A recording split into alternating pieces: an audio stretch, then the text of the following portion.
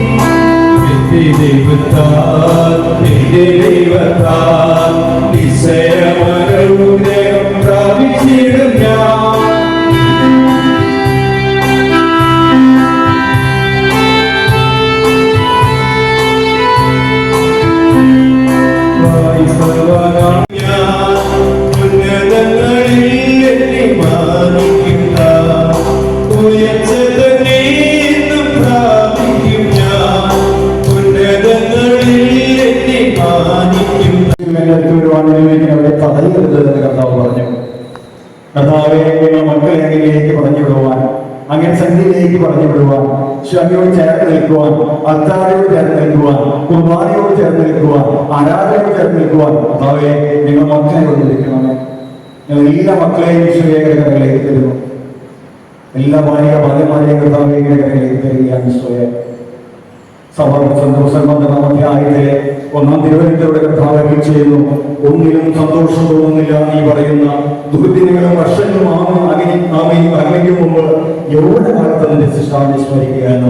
കർത്താവിയുടെ എല്ലാ യോജനകളെയും അങ്ങനെ കരകളിലേക്ക് തരികയാണ് ഈശോയെ. യുവത്വത്തിൻ്റെതായ എല്ലാ ചപലികളിലൂടെ കടന്നു പോകുന്ന എല്ലാ യോജനകളെയും ഈശോയുടെ കരകളിലേക്ക് തരുന്നു. നമ്മുടെ ഭവനത്തിലുള്ള എല്ലാ യോജനകളെയും കർത്താവിന്റെ കരകളിലേക്ക് കൊടുക്കാൻ നമുക്ക് നമ്മൾ ഓരോ മക്കളെയും കർത്താവിന്റെ കൈ കൊടുക്കാം. നോക്കുമ്പോൾ നമ്മൾ ഇവിടെ മട്ടത്തിൽ മാത്രം നമുക്ക് കാര്യങ്ങൾ അറിയില്ല മാത്രമേ ചുറ്റുഭാഗം നമ്മുടെ കേരളത്തിൽ തന്നെ സാമ്പത്തിക ആരാധന നടന്നുകൊണ്ടിരിക്കുകയാണ്. ബ്ലാക്ക് മൺസ് സാമ്പത്തിക എല്ലാ മേഖലയിലും തീവ്ര വർദ്ധിച്ചുകൊണ്ടിരിക്കുന്ന കാലഘട്ടത്തിലാണ് നമ്മൾ ജീവിക്കുന്നത്. ഇവിടെ ദൈവത്തെ ആരാധിക്കാനായിട്ട് കുറച്ചു പേരുണ്ടായാലും കുഴപ്പമില്ല. ദൈവത്തെ ആരാധിക്കപ്പെടുന്നതാണ് ദൈവം നോക്കുന്നത്. എന്നെ ആരാധിക്കപ്പെടുണ്ടോ എന്നാണ് ദൈവം നോക്കുന്നത്. പുറപ്പാട് ദിവസം 8-ാം അധ്യായം നമുക്കറിയാം, ഫറവോൻ രാജാവോട് മോശ പറയുകയാണ്, എന്റെ ജനത്തെ ആരാധിക്കാൻ വേണ്ടി അവർ വിട്ടയക്കുക. ഇന്ന് നമ്മുടെ ജനത്തെ, നമ്മുടെ യുവജനങ്ങളെ ദൈവത്തെ ആരാധിക്കാനായി വിട്ടയക്കാത്തത് ആരാണ്? ലൂസിഫറാണ്. ദൈവത്തെ ആരാധിക്കാൻ അവനെ ഒരു മനുഷ്യനെ പോലും അവന് ഇഷ്ടമില്ല. കുടുംബങ്ങളിൽ നമ്മുടെ മക്കളോട് നമ്മൾ പറയണം, എന്താണ് ആരാധന? നമ്മൾ ഈ അൾത്താരയിൽ വന്നിരിക്കുമ്പോൾ മാത്രമല്ല ഈശോയെ ആരാധിക്കേണ്ടത്. നമ്മുടെ ജീവിതത്തിൽ എന്തെല്ലാം പ്രശ്നങ്ങൾ വരുമ്പോഴും അവിടെ നമുക്ക് നിത്യസ്തുതിക്ക് യോഗ്യമായ പരിശുദ്ധ പരമ ദിവ്യകാരുണ്യത്തിലേക്ക് പറയാൻ നമുക്ക് പറ്റണം. അത് നമ്മുടെ ജീവിതത്തിൽ എല്ലാ മേഖലകളിലും നമ്മൾ കാലത്തൊക്കെ നമ്മൾ പറയാം അയ്യോ അയ്യോ നമുക്ക് വേണ്ട. നമ്മൾ പറയേണ്ട വാർത്ത നിത്യസ്തുതിക്ക് യോഗ്യമായ പരിശുദ്ധ പരമ ദിവ്യകാരുണ്യത്തിൽ. ഇത് നമ്മുടെ ഉള്ളിൽ എപ്പോഴും ഉണ്ടാകും. അങ്ങനെ ഉള്ളിലുണ്ടാകുമ്പോൾ ഈശോ നമ്മൾ കൃത്യമായി നമ്മളോട് സംസാരിക്കും. കൃത്യമായി ഈശോ നമ്മുടെ ഓരോ കാര്യങ്ങൾ നമുക്ക് പറഞ്ഞ് മനസ്സിലാക്കി തരും. ഇന്ന കാര്യങ്ങളാണ് നീ ഇത് ചെയ്യേണ്ടത്, ഇന്ന വഴിയിലൂടെയാണ് നീ പോകേണ്ടത്. കൃത്യമായി ഈശോ നമ്മളോട് പറയും. നമ്മൾ ഒരു മിനിറ്റ് നമ്മുടെ കർത്തവ്യം ഈ ശുശ്രൂഷയുടെ വലിയ കാര്യങ്ങൾ ഈ പരിശുദ്ധ അമ്മയുടെ തീർത്ഥകേന്ദ്രത്തിലും നമ്മുടെ വീട്ടിൽ കർത്താവ് ചെയ്യാൻ പോവുകയാണ്. അതിന് നേതൃത്വം കൊടുക്കുന്നവരുണ്ട്, അതിനോട് ത്യാഗം കൊടുത്ത് പ്രാർത്ഥിക്കുന്നവരും സമയങ്ങൾ മാറ്റിവെച്ച് വരുന്നവരെല്ലാവരും ഉണ്ട്. നമുക്കൊന്ന് കണ്ണടയ്ക്കാം. ഞാൻ ഈ ആരാധനയിൽ പോയിരിക്കുമ്പോൾ കർത്താവേ, ഇത് അങ്ങയുടെ വലിയ കൃപയാണ് എനിക്ക് ഈ ആരാധനയ്ക്ക് വരാൻ സാധിച്ചത്. അതിന് ഞാൻ നന്ദി പറയുകയാണ്. നമ്മൾ നിൽക്കുന്ന ഈ യോഗങ്ങളെല്ലാം നമുക്ക് ഈ സമയത്ത് നോക്കാം. നമ്മൾ ഗർഭിണികൾക്ക് വേണ്ടി, ശിശുക്കൾക്ക് വേണ്ടി പ്രാർത്ഥിക്കുന്ന ദിവസമാണ്. അമ്മയുടെ ഉദരത്തിൽ പോലും വെച്ചുപോലും അവർ വിശുദ്ധരായ മക്കളായി തീരണം എന്നാണ് ദൈവം ആഗ്രഹിക്കുന്നത്. കൗമാരക്കാർക്ക് വേണ്ടി പ്രാർത്ഥിക്കുന്ന ദിവസമാണ്. ഇവരെല്ലാവരെയും നമുക്ക് ഓർക്കാം. ദൈവത്തിന്റെ പ്രഭാവത്തിലേക്ക് എല്ലാവരിലേക്കും അടുക്കുവാൻ ഇന്നത്തെ എല്ലാ ശുശ്രൂഷകളിലും നമുക്ക് ദൈവം നല്ല കൗൺസിലേഷനാണ് കർത്താവ് നമുക്ക് ഒരുക്കി തന്നിരിക്കുന്നത്. പരിശുദ്ധാത്മാവിന്റെ കർത്താവിനെ ഉപയോഗിച്ചുകൊണ്ട് ശുശ്രൂഷിക്കുന്ന കൗൺസിലേഴ്സാണ് നമുക്ക് വന്നിരിക്കുന്നത്. ഇനി ഉച്ചയ്ക്കുള്ള നമുക്ക് ദിവ്യകാരുണ്യത്തിലൂടെ വരുന്ന അത്ഭുതങ്ങൾ ഒരു വ്യക്തിയുടെ സംഭവിച്ച സാക്ഷികൾ നമുക്കുണ്ട്. അത് വ്യത്യസ്തമായ രീതിയിലൂടെയാണ് കർത്താവ് ശുശ്രൂഷ ചെയ്യുന്നത്. ഈ ശുശ്രൂഷയെ കർത്താവ് ഉയർത്താൻ പോവുകയാണ്. നമ്മുടെ കരങ്ങൾ ദിവ്യകാരുണ്യനാഥന്റെ സന്നിധിയിലേക്ക് ഉയർത്തി നമുക്ക് ശ്രദ്ധിച്ച് പ്രാർത്ഥിക്കാം.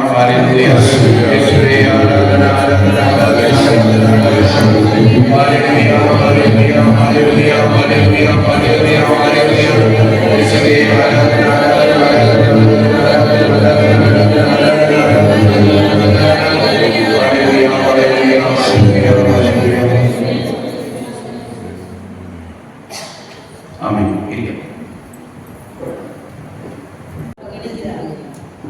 കർത്താവിന് പോലും അതുണ്ടായി.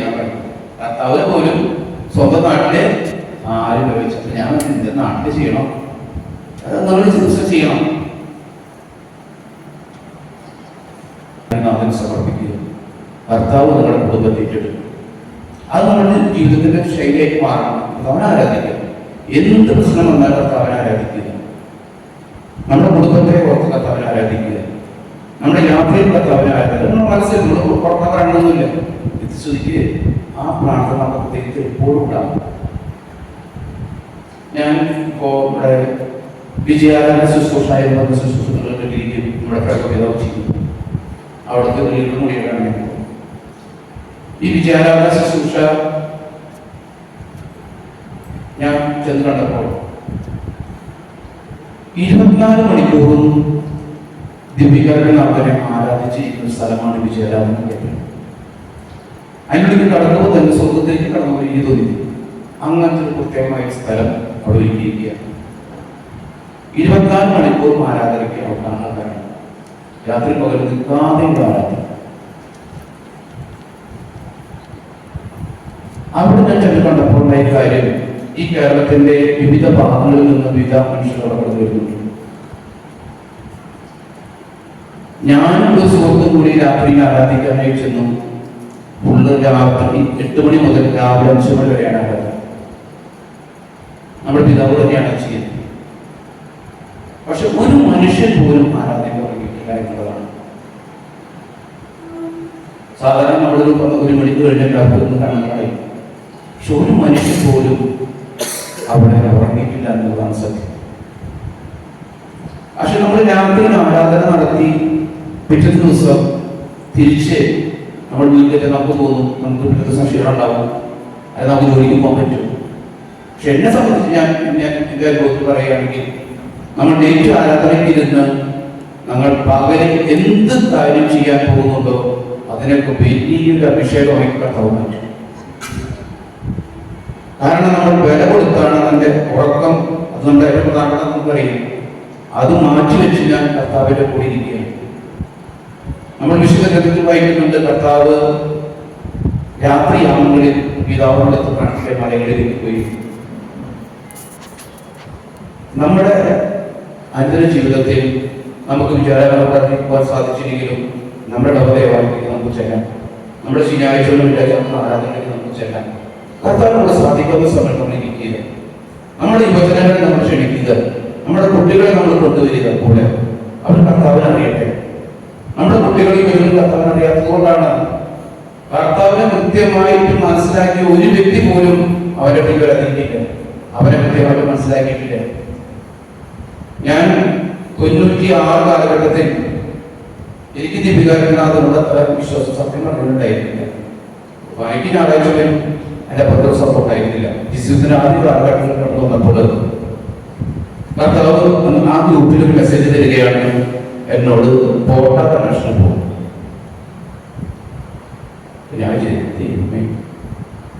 ഞാൻ അതുപോലെ അനുസരിച്ചു. ഞാൻ പോട്ട കണക്ഷൻ പോകും. അപ്പൊ ഞാൻ എല്ലാവരും ധ്യാനത്തിനായാലും എന്ത് പരിപാടിക്ക് പോകണമെങ്കിൽ ഏറ്റവും ഫ്രണ്ടിൽ ഇരിക്കും. ചെയ്യണേന്ന് നന്നായിട്ട് പങ്കെടുക്കാന്നുള്ളതാണ്. കണ്ട ഒരേ വീട്ടിൽ കയറ്റാം. അതുകൊണ്ടാണ് പറഞ്ഞ തുടക്കത്തിൽ എല്ലാവരും സാധിക്കും ഫ്രണ്ടിൽ വന്നിരിക്കുന്നു പറഞ്ഞു. അതിന്റെ കൃപയാണ്. ഞാൻ ഫ്രണ്ടിൽ നിന്നു. അപ്പൊ മാത്തു ഗലവികലത്തിൽ പറയുകയാണ്, ഇന്ന് കർത്താവ് ഈ ധ്യാനകേന്ദ്രത്തിലേക്ക് ചെയ്യാൻ പോവുകയാണ്. അപ്പൊ എന്താണ് സാധാരണ രോഗിശാന്തികളും സ്ഥലമാണല്ലോ. അങ്ങനെ ഞാൻ ഫ്രണ്ടിരിക്കുന്ന സമയത്ത് നമ്മുടെ തൊങ്ങിൽ പിതാവ് കുർബാന ചൊല്ലാനായിട്ട് കുർബാന ചൊല്ലി കഴിഞ്ഞ് ദിവ്യകാരുണ്യ കൊടുക്കുകയാണ്. ദിവ്യ കൊടുക്കണം എന്ന സമയത്ത് നമ്മുടെ കഞ്ചിക്കൂട്ടരാണ് ചേച്ചി വീട്. കഞ്ചിക്കൂട്ടരാണ് ചേച്ചിക്ക് ദിവ്യകാരുണ്യം കൊടുത്തു. ഞാൻ ഏറ്റവും വളരെ മുന്നിലായി ആരും നേരിട്ട് കാണാം, എത്ര അടുത്താണ്. ആ ദിവ്യകാരുണ്യം മാംസവും രക്തവുമായി മാറി. അത് ഞാൻ എന്റെ കണ്ണുകൊണ്ട് കണ്ടതാണ്. പക്ഷെ പല മാസികകളില്ലാത്ത എന്തൊക്കെയോ തോന്നിയാസങ്ങൾ പറഞ്ഞിട്ടാണ് എഴുതിയിട്ടുള്ളത് നമുക്കറിയാം. മാസിക പോലത്തെ മാസികകളിൽ എന്തൊക്കെ എഴുതി. പക്ഷെ ഇത് ഞാൻ കണ്ണുകൊണ്ട് നേരിട്ട് കണ്ടതാണ്. കാരണം ആ മാംസത്തിൽ നിന്ന് ബ്ലഡ് കുറച്ച് വരും. ആ ബ്ലഡ് ആ സ്റ്റേജിൽ നിന്ന് അടിച്ചെടുക്കാൻ വേണ്ടിയുള്ള അടിക്കുന്നൊക്കെ. കാരണം ഈ മാംസത്തിന്റെ രക്തം അടിച്ചെടുക്കാൻ കുറച്ചെടുക്കാനായിട്ടുള്ളതാണ് അത് ചെയ്യാൻ വേണ്ടി.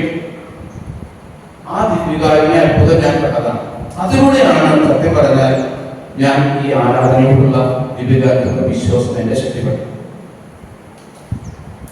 നമുക്ക് നമ്മുടെ ജീവിതത്തിൽ നമ്മളെല്ലാവരും അത്യാവശ്യം വിശ്വാസമുള്ളവരാണ്. നമ്മളെല്ലാവരും കർത്താവിനെ ആരാധിക്കുന്നവരാണ്. നമ്മളെല്ലാവരും നമ്മുടെ ജീവിതത്തിൽ എന്തെല്ലാം പ്രശ്നങ്ങൾ ഉണ്ടായാലും ഇതെല്ലാം നമ്മുടെ കർത്താവിന് നിസ്സാരമാണ്. നമ്മുടെ ദൈവം ആരാണ്? സർവശക്തനായ ദൈവമാണ്, പരമപരിശുദ്ധനായ ദൈവമാണിത്. ഈ ദൈവത്തിന്റെ മുന്നിൽ ഒരു കാര്യം അസാധ്യമാണ്. നമുക്ക് എണീറ്റ് നിൽക്കാം. മേഖലകൾ നമ്മുടെ കുട്ടികൾ കർത്താവിനെ അറിയാൻ തടസ്സം വയ്ക്കുന്നില്ലെങ്കിൽ മേഖലകളുണ്ട്. ആ കർത്താവിനെ അറിയിക്കാൻ സമ്മതിക്കുന്നില്ല സാത്താൻ. ഈ സാത്താന്റെ തന്ത്രങ്ങളെ തകർത്ത് കളയാൻ, ഈ തിന്മയുടെ ദുരാത്മാവിനെ നമ്മുടെ കുടുംബങ്ങളിൽ നിന്നും നമ്മുടെ ഇടവയിൽ കൊണ്ടുപോകണം. നമുക്കറിയാം, ഇടവകയുടെ എല്ലാ പ്രതിസന്ധികളും നമുക്കറിയാം. ഇതാ കർത്താവിന്റെ ആരാധന എന്ന് തുടങ്ങിയോ അന്ന് മുതൽ കർത്താവ് നമ്മുടെ ഇടവക സ്ഥാപനങ്ങളെയും നമ്മുടെ ഇടവകയെയും കർത്താവേക്ക് എടുത്തിട്ടുണ്ട്. നമ്മുടെ ആരാധന തുടങ്ങിയത് മുതൽ നമ്മുടെ ഇടവകയിൽ ഒരു ദുർമരണം പോലും ഉണ്ടായിട്ടുണ്ട്. ഇത് കർത്താവിന്റെ ദിവ്യകാരുണ്യത്തിന്റെ അഭിഷേകമാണ്, അനുഗ്രഹമാണ്. നമ്മുടെ കരങ്ങൾ നമുക്ക് ഉയർത്തുകയാണ് ഈ ദിവ്യകാരുണ്യ നാഥന്റെ സന്നിധിയിലേക്ക്. അവരിൽ നിന്നാണ് ശക്തി പുറപ്പെട്ട് നമ്മളെ സൗഖ്യപ്പെടുത്തേണ്ടത്. അവരിൽ നിന്നാണ് നമ്മുടെ മക്കളെ കർത്താവ് കൊടുക്കുന്നത്. ഈ ദിവ്യകാരുണ്യത്തിൽ നിന്നാണ് നമ്മുടെ യുവജനങ്ങളെ കർത്താവ് അനുഗ്രഹിക്കുന്നത്.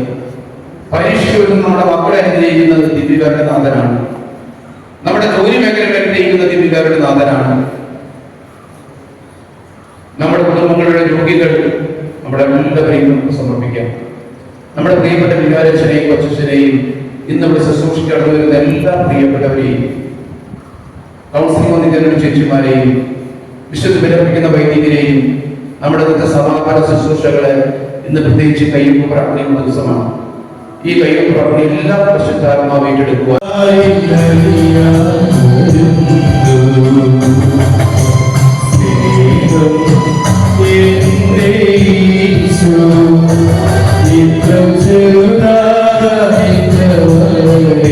പ്രാർത്ഥിക്കുന്ന മേഖലകളെല്ലാം നമ്മുടെ വനിതകളെ ഉയർത്തി ദൈവം നമ്മുടെ കുടുംബത്തിലെ നമ്മുടെ പ്രാർത്ഥനകളെല്ലാം കേന്ദ്രീകരിക്കട്ടെ. പരിശുദ്ധാത്മാവിന്റെ നിറവുണ്ടാവട്ടെ ആഗ്രഹിക്കാം. അമ്മേ, നമ്മൾ ഈ സമയം ചിന്തിക്കുന്നത് പാപത്തെ കുറിച്ചായി. കുഞ്ഞൊരു സംഭവം പറയാം.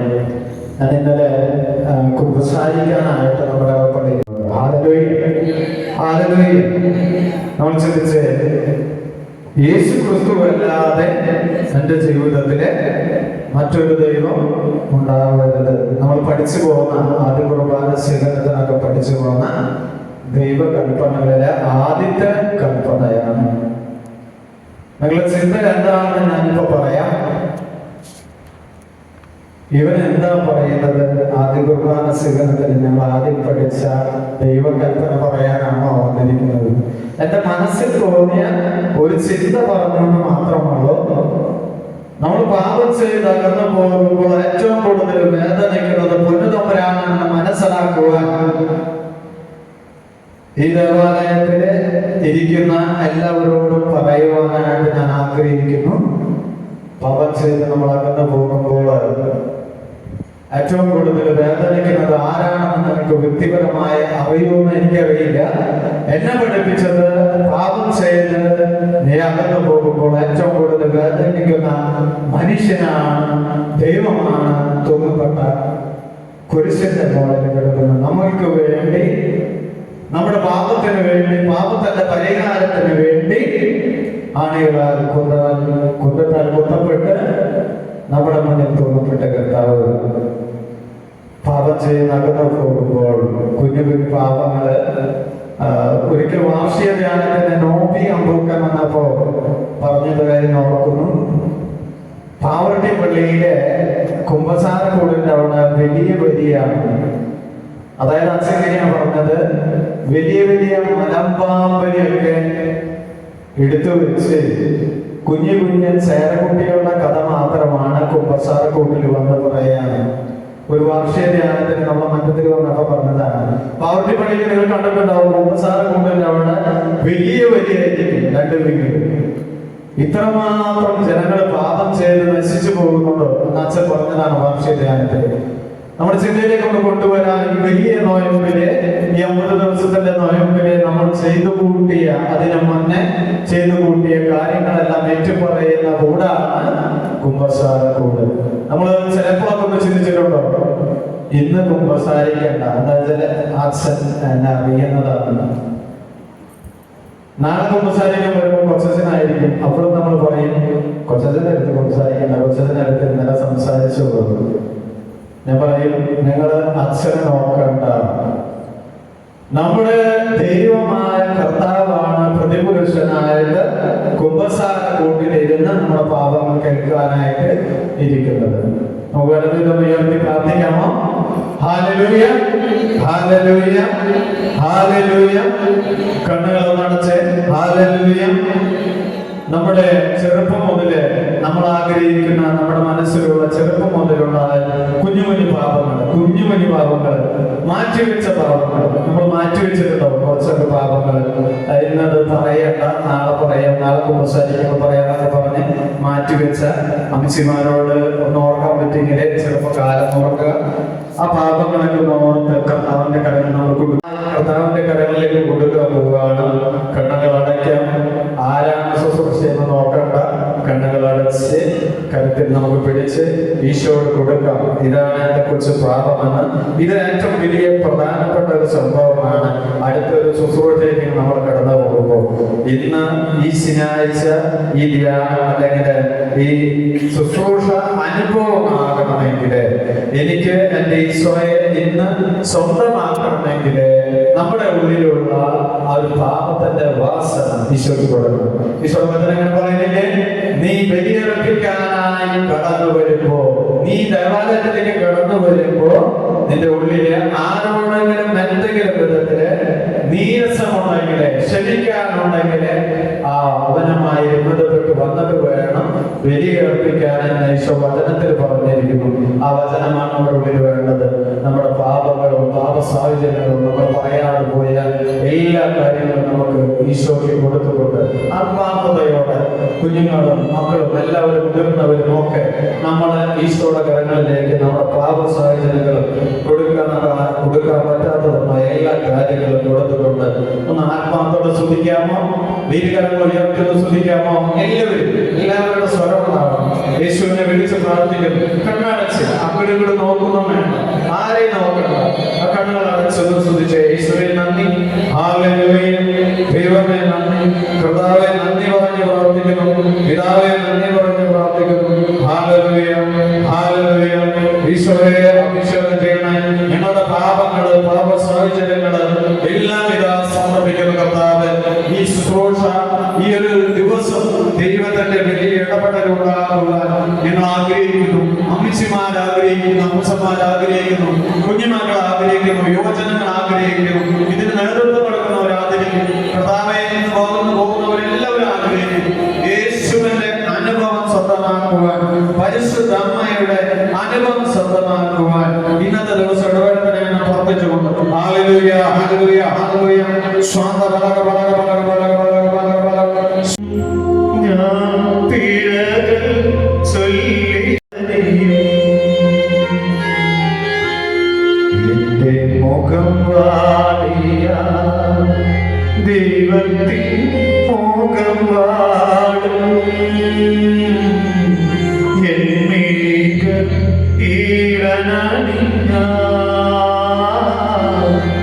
ദൈവത്തിൻ മിഴി നിറയും. എന്റെ മുഖം വാടിയ ദൈവത്തിൻ മുഖം വാടും, എൻ മിഴികൾ ഈവനണിഞ്ഞ ദൈവത്തിൻ മിഴി നിറയും. ഞാൻ നന്മകൾ ചെയ്തിടുമ്പോ ദൈവത്തിൻ മനം തുടിക്കും. ഞാൻ നന്മകൾ ചെയ്തിടുമ്പോ ദൈവത്തിൻ മനം തുടിക്കും. അവനെന്നെ തോളിലെടുക്കും, സ്നേഹത്താൽ താലോലിക്കും. ഞാൻ നന്മകൾ ചെയ്തിടുമ്പോ ദൈവത്തിൻ മനം തുടിക്കും. അവനെന്നെ തോളിലെടുക്കും, സ്നേഹത്താൽ താലോലിക്കും. എന്റെ മുഖം വാടിയ ദൈവത്തിൻ മുഖം വാടും, എൻ മിഴികൾ ഈവനണിഞ്ഞ ദൈവത്തിൻ മിഴി നിറയും. ദൈവത്തിൻ മിഴി നിറയും. ഇരുകരങ്ങൾ നമ്മുടെ ഹൃദയത്തോട് ചേർത്ത് വെച്ച് നമ്മുടെ മുഖം പാടിയ ദൈവത്തിന്റെ മുഖം പാടും. വൈദികനോട് ഏറ്റു പറയാത്ത, ആരോടും പറയാത്ത, സ്വകാര്യമായി ചെയ്തത് കണ്ടതായ പാപങ്ങളും പാപ സാഹചര്യങ്ങളും ഒന്ന് ഈശോയുടെ കരങ്ങളിലേക്ക് ഒന്ന് കൊടുത്താൽ നമ്മുടെ ഹൃദയത്തിന്റെ കരങ്ങൾ വെച്ച് നമ്മുടെ ഹാർട്ട് അടിക്കുന്നുവെന്ന് അറിയാൻ നോക്കുമ്പോൾ ആ ഹാർട്ട് നമ്മുടെ ഈശോയ്ക്ക് കൊടുക്കാം. ഇന്ന് എന്തെങ്കിലുമൊക്കെ സംഭവിക്കണമെന്നുള്ള ആഗ്രഹത്തോടെ ദൈവത്തിനെ ഇന്ന് കണ്ടുമുട്ടണം. അതിന് എനിക്ക് തടസ്സമായി നിൽക്കുന്നത് എൻ്റെ പാപ സാഹചര്യങ്ങളാണെങ്കിൽ പൊന്നു കർത്താവേ, പൊന്നു തമ്പുരാൻ, എനിക്ക് ജന്മം നൽകിയ ഈശോയെ അത് ഏറ്റെടുക്കണം. ഈ ഒരു ശുശ്രൂഷ ദൈവാനുഭവത്തിലൂടെ കടന്നു പോകുവാൻ, ദൈവത്തിന്റെ വലിയ ഇടപെടലുണ്ടാക്കുവാൻ നമ്മൾ പ്രാർത്ഥിക്കുന്നു. ഒരിക്കൽ കൂടി നമുക്ക് വരദമായി ഉയർത്തി നമുക്ക് പ്രാർത്ഥിക്കാം. ഈശോയെ നന്ദി പറഞ്ഞ് പ്രാർത്ഥിക്കുന്നു. ഹല്ലേലൂയ. കർത്താവേ നന്ദി, യേശുവേ നന്ദി, ഈശോയെ നന്ദി പറഞ്ഞ് പ്രാർത്ഥിക്കുന്നു. Hallelujah, hallelujah, hallelujah. കർത്താവേ അനുഗ്രഹിക്കണം. ഈശോയെ നന്ദി, ഈശോയെ സ്തുതി. Hallelujah, hallelujah. ഒന്ന് കണ്ണുകൾ അടയ്ക്കാം. നേരത്തെ പാടിയില്ലേ, എന്റെ മുഖം പാടിയാൽ എന്റെ ദൈവത്തിന്റെ മുഖം പാടുമെന്ന്. ഇന്ന് ചിന്തിച്ചു നോക്കിയേ, എന്റെ മുഖം പാടുമ്പോൾ എന്റെ ദൈവത്തിന്റെ മുഖം ശരിക്കും പാടാറുണ്ടോ? അത്രമാത്രം ഞാനും എന്റെ ദൈവവുമായി ഒരു അടുപ്പമുണ്ടോ? ഞാനും എന്റെ ദൈവവുമായി അടുപ്പമുണ്ടെങ്കിലല്ലേ എന്റെ മുഖം പാടിയാൽ എന്റെ ദൈവത്തിന്റെയും മുഖം പാടുമെന്ന് എനിക്കറിയുള്ളൂ. ഒന്ന് നമുക്ക് നമ്മിലേക്ക് തന്നെ നോക്കാം. ഒന്ന് നോക്കാം. എന്റെ കർത്താവിന്റെ മുമ്പിൽ ഞാനിപ്പോ ആയിരിക്കുമ്പോൾ ഇവിടെ ഇരുന്ന് വന്ന് പറഞ്ഞവരും ഞാനും പറയുന്നത് ഇതൊക്കെ തന്നെയാണ്. എന്റെ കർത്താവെ, അങ്ങാണ് എന്റെ രക്ഷകൻ, അങ്ങാണ് എന്റെ സത്യദൈവം. ഇതൊക്കെ ഞാൻ അത്തരം കൊണ്ട് പറയുമെങ്കിൽ പോലും പലപ്പോഴും എന്റെ ചെയ്തികളും എന്റെ വാക്കുകളും എല്ലാം അതൊരു വശത്തേക്ക് മാറ്റിവെക്കുന്ന ഒരു വിശ്വാസ പ്രക്രിയയായി മാറുന്നുണ്ടോ? കണ്ണുകളടച്ച് നമ്മളെ ഒന്ന് ചിന്തിക്കാം. പ്രിയമുള്ളവരെ, നമുക്ക് ലൂക്കാസ് സുവിശേഷങ്ങളോട് ചേർന്ന് ഒരു കുറച്ച് സമയം ദിവ്യകാരുണ്യനാഥന്റെ ഒപ്പമായിരിക്കാം. ലൂക്കാസ് സുവിശേഷങ്ങളോട് ചേർന്ന് നോമ്പ് കാലങ്ങളിൽ വളരെ പ്രത്യേകിച്ച് നാം വായിക്കേണ്ട അധ്യായമാണ് ലൂക്കാസ് സുവിശേഷത്തിന്റെ 23-ാം അധ്യായം. ലൂക്കാസ് സുവിശേഷം 23-ാം അധ്യായം. ബൈബിൾ കൈകളിലുള്ളവരെങ്കിൽ എടുക്കാം. ലൂക്കാസ് സുവിശേഷത്തിന്റെ 3-ാം അധ്യായം 26 മുതൽ നമുക്കൊന്ന് വായിക്കാം.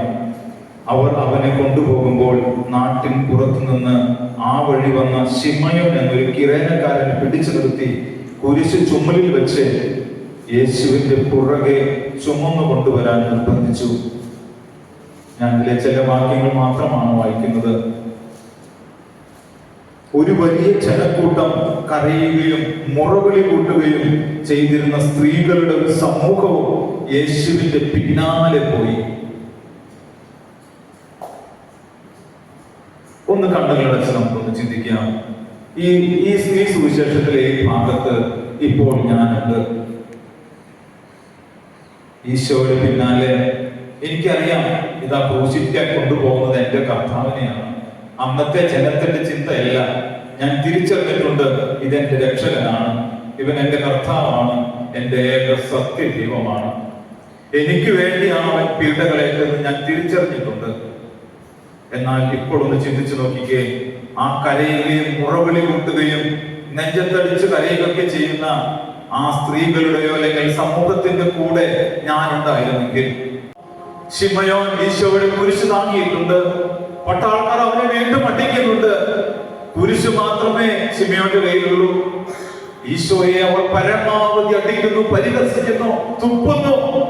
എന്നാൽ ഇതൊക്കെ കണ്ട് മുറവിളി കൂട്ടുന്ന വെറും ഒരു ജനത്തിലെ ഒരു കൂട്ടത്തിലുള്ള ഒരാൾ മാത്രമായി ഞാൻ മാറിയിട്ടുണ്ടോ? ചെറിയ ആ നിമിഷ നേരത്തേക്കുള്ള ഒരു വേദന, ഒരു മച്ചയായ മനുഷ്യനെ ക്രൂശിച്ചപ്പോൾ, വേദനിപ്പിച്ചപ്പോൾ നമ്മുടെ ഉള്ളിൽ ചെറുതായി ഒന്ന് വന്ന ഒരു വേദന, ആ ഒരു വേദന മാത്രമാണോ എനിക്കുള്ളത്? ഈശോയിലേക്ക് നോക്കാം. ഈ നോമ്പ് കാലത്ത് ഞാൻ എന്തെല്ലാം പരിത്യാഗങ്ങളിലൂടെ, എത്രയൊക്കെ പ്രാർത്ഥനയോടെ ഞാൻ കടന്നുപോയാലും ഈശോയെ, ഞാൻ തിരിച്ചറിയാതെ ഞാൻ മറന്നുപോകുന്ന എന്നിലെ ചില കുറവുകളുണ്ട്. നീ എന്റെ പാപങ്ങൾക്ക് പരിഹാരമായവനാണ്, എന്റെ പാപങ്ങളെ നീ ഏറ്റെടുത്തവനാണ്. ഒന്ന് പറഞ്ഞ ഈശോയോട് കണ്ണുകൾ തുറന്ന് ആ ക്രൂശ് രൂപത്തിലേക്ക് നോക്കാൻ പ്രിയമുള്ളവരെ. എന്റെ പാപത്തിന്റെ ഒരടിയല്ലേ കർത്താവേ നിന്റെ മുഖത്ത് കൊണ്ടത്? എന്റെ പാപത്തിന്റെ ഒരു ആഴത്തിലുള്ള ഒരു കുത്തലല്ലേ കർത്താവേ നിന്റെ ശരീരത്തിൽ കൊണ്ടത്? ഓരോ അടിയമേൽക്കുമ്പോഴും അങ്ങയുടെ ശരീരത്തിൽ നിന്ന് ചിതറിത്തെറിച്ച മാംസകഷണങ്ങളും രക്തത്തുള്ളികൾ, ഓ കർത്താവേ, ഇത്രമാത്രം വേദനിക്കാനുള്ള പാപം ഞാൻ ചെയ്തോ എന്ന് പോലും നമ്മുടെ മനസ്സിൽ നാം ചോദിച്ചു കാണും. പ്രിയമുള്ളവരെ, ഒന്ന് ചിന്തിക്കാം. എത്രയോ ആഴ്ചകളിൽ, എത്രയോ വെള്ളിയാഴ്ചകളിൽ, ശനിയാഴ്ചകളിലൊക്കെ ദിവ്യനായകനെ നാഥനെ ആരാധിച്ച് കടന്നു പോകുന്നവരെന്ന കുടുംബജീവിതം നയിക്കുന്നവർ, വീണ്ടും നാം നമ്മുടെ പഴയ വീട്ടിലേക്ക് തന്നെയാ പോകുന്നത്. വീണ്ടും നാം പഴയ മനുഷ്യനായി വീണ്ടും കടന്നു ചെല്ലുന്നു. ഈശോയോട് പറയാം, ഈശോയെ ഇനിയൊരു മാറ്റം ഞങ്ങൾക്ക് ആവശ്യമാണ്, ഒരു മാറ്റം എനിക്ക് ആവശ്യമാണ്, നീ ഒന്ന് എന്നെ തുടരണമേ. ഒന്ന് ആഗ്രഹിക്കാൻ പ്രിയമുള്ളവരെ, ഒന്ന് ആഗ്രഹിക്കാം. ഈശോയുടെ ഒരു തുടർന്ന് നമുക്ക് ആവശ്യപ്പെടാം. ഈശോയെ നിന്റെ വിരൽ തുമ്പൊന്ന് എന്നിലേക്ക് തൊടണമേ. അതെന്റെ രോഗാതുരമായ ശരീരഭാഗങ്ങളിലല്ല, അതിലുപരി രോഗാതുരമായ എന്റെ ആത്മാവിലേക്ക്, എന്റെ കുറവുകളിലേക്ക്, പാപത്തോടുള്ള എന്റെ ചായ്വിലേക്ക് ഈശോയെ നിന്റെ കരം ഒന്ന് നീട്ടണമേ. ഒന്ന് ആഗ്രഹിക്കാൻ പ്രിയമുള്ളവരെ, ഈ സമയങ്ങളിൽ നമ്മുടെ കുറവുകളെ, വേദനകളെ, നമ്മൾ മാറ്റാൻ ആഗ്രഹിക്കുന്ന എല്ലാത്തിനെയും ഈശോയിലേക്ക് ഒന്ന് കൊടുക്കാം. കർത്താവ് ഈ സമയങ്ങളിൽ നമ്മൾ ഇടപെടട്ടെ. ഒന്ന് ആഗ്രഹിക്കാം നമുക്ക്. ഒപ്പം നമ്മുടെ രോഗാവസ്ഥകളൊക്കെ കൊടുക്കാം. ഈശോ നമ്മളെ തൊടാൻ ആഗ്രഹിക്കുന്നുണ്ട്, എന്നാൽ നാം അവനെ വിളിക്കുന്നില്ല. അവന്റെ തൊടലിന്റെ ശക്തി നാം തിരിച്ചറിഞ്ഞിട്ടില്ല. ഒന്ന് ആഗ്രഹിച്ചേ, നമുക്കൊന്ന് എഴുന്നേറ്റ് നിൽക്കാം. എഴുന്നേറ്റ് നിന്ന് ദിവ്യകാരുണ്യനാഥന്റെ മുമ്പിൽ എഴുന്നേറ്റ് നിന്നുകൊണ്ട് നമുക്ക് ഇനിയുള്ള സമയങ്ങളിൽ അധരങ്ങൾ തുറന്ന് സ്തുതിച്ച് പ്രാർത്ഥിക്കാൻ പോവുകയാണ്. അധരങ്ങളെ വിട്ടുകൊടുക്കുക, വേറെ ഒന്നിലേക്ക് നാം നോക്കാതെ ഈശോയോട് പറയാം, ഈശോയെ ആ ഒന്ന് തൊടണമേ, ആ വിരൽ തുമ്പൊന്ന് എന്നിലേക്ക് തൊടണമേ. ഞാൻ ഒരു പുതിയ മനുഷ്യനായി മാറുവാൻ, എന്നിലെ കുറവുകൾ അത് നിറവുകളായി മാറുവാൻ എന്നെയും കർത്താവെ അവിടുന്ന് രൂപാന്തരപ്പെടുത്തണമേ. ആ ചെറിയ സ്വരത്തിൽ സ്തുതിച്ചുകൊണ്ടിരിക്കാൻ പ്രിയമുള്ളവരെ, ഇതാ ഗായക സംഘം നമ്മോട് പാടും, നമ്മോടൊപ്പം ചേർന്ന് പാടും. ആ വിരൽ തുമ്പൊന്ന് തൊടണമേ കർത്താവെ, ഞാൻ ഒരു പുതിയ മനുഷ്യനായി മാറട്ടെ. നിന്റെ കുറവുകളിലേക്ക് ഓ കർത്താവെ അവിടുത്തെ ശക്തി ഒഴുക്കണമേ. വലിയ ആഗ്രഹത്തോടെ സ്തുതിച്ച് പ്രാർത്ഥിക്കാൻ പ്രിയമുള്ളവരെ. Hallelujah, hallelujah. ആ വിരൽ തുമ്പൊന്ന് തൊടണമേ കർത്താവെ, എന്റെ രോഗത്തിലേക്ക്, എന്റെ കുറവുകളിലേക്ക്, പാപത്തോടുള്ള എന്റെ ആസക്തിയിലേക്ക്, പെട്ടെന്ന് തോന്നിക്കുന്ന അവസ്ഥയിലേക്ക്, പെട്ടെന്ന് നിരാശയിലേക്ക് പോകുന്ന അവസ്ഥയിലേക്ക്, ദുഃഖത്തിലേക്ക് പോകുന്ന അവസ്ഥയിലേക്ക് ഓ യേശുവേ അവിടെ നിന്ന് തൊടണമേ. നമ്മുടെ കരങ്ങളൊന്ന് നീട്ടണമേ പ്രിയമുള്ളവരെ.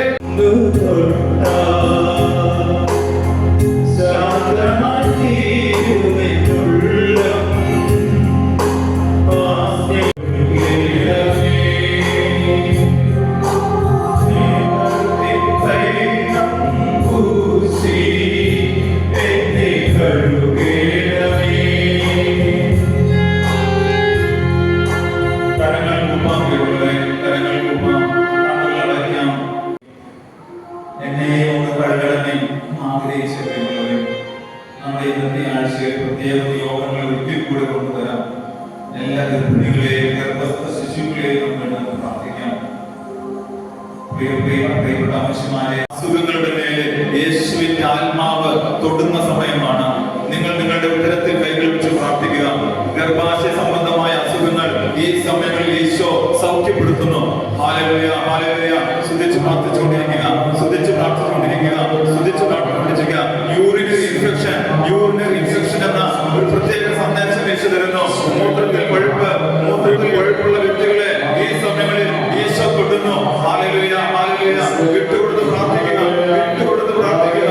എല്ലാവരും പരിശുദ്ധാത്മാവ് എന്റെ മേൽ വരും, അത്യുന്നതന്റെ ശക്തി എന്റെ മേൽ ആവസിക്കും. ഒന്ന് വചനം ഉരുവിട്ട് പ്രാർത്ഥിക്കുക, വചനം ഉരുവിട്ട് പ്രാർത്ഥിക്കുക. ഇതാ പരിശുദ്ധാത്മാവിന്റെ ശക്തി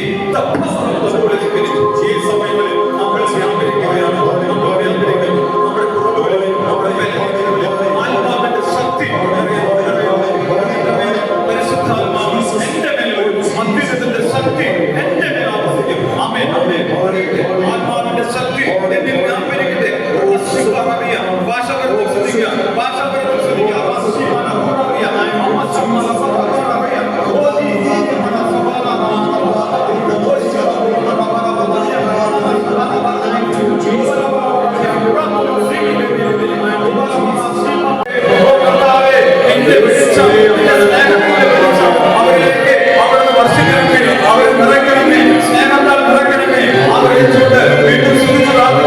നമ്മുടെ സ്തുതിയുടെ സിംഹാസനത്തിൽ ഉപവിഷ്ടനാകുന്ന ഒരു കർത്താവിനെ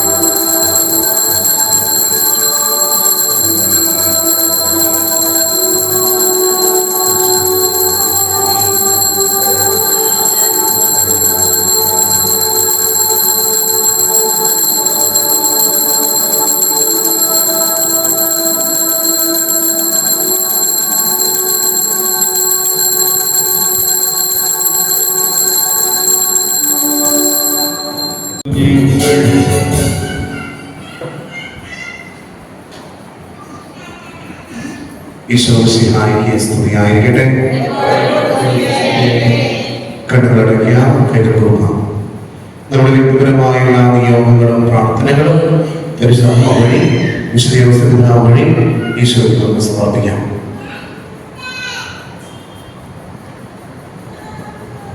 ഭക്തിയോടും ശ്രദ്ധയോടും സ്നേഹത്തോടും കൂടെ ഒരുമയുടെ ഈ ബലി ഒന്ന് ചേർന്ന് നമുക്ക് അർപ്പിക്കാം. പിതാവിന്റെയും പുത്രന്റെയും പരിശുദ്ധാത്മാവിന്റെയും നാമത്തിൽ തിരുനാളെ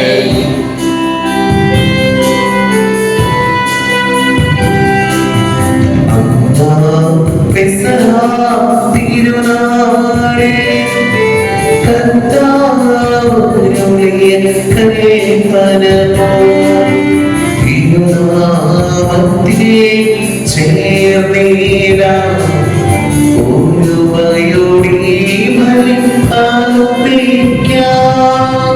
എന്താ പറയാ, നമ്മുടെ എല്ലാ സപ്പോർട്ടുകളും ഇതിന്റെ രീതികളിൽപ്പെട്ട എല്ലാ മേഖലകളിലും കടന്നു കർത്താവ് കാര്യങ്ങളെ അനുവദിക്കുകയും അപ്പൊ ഞങ്ങളുടെ മകളിലൂടെ ഞങ്ങൾക്ക് നേരിടേണ്ടി വന്ന ദൈവാനുഭവം എന്നേക്കാൾ കൂടുതലായിട്ട് ആ മകളുടെ കൂടെ ആയിരുന്നത് ആസ്പത്രികളിലും ഐസിയിലൊക്കെ ആയിരുന്നത് എന്റെ ജീവിത പങ്കാളിയാണ്.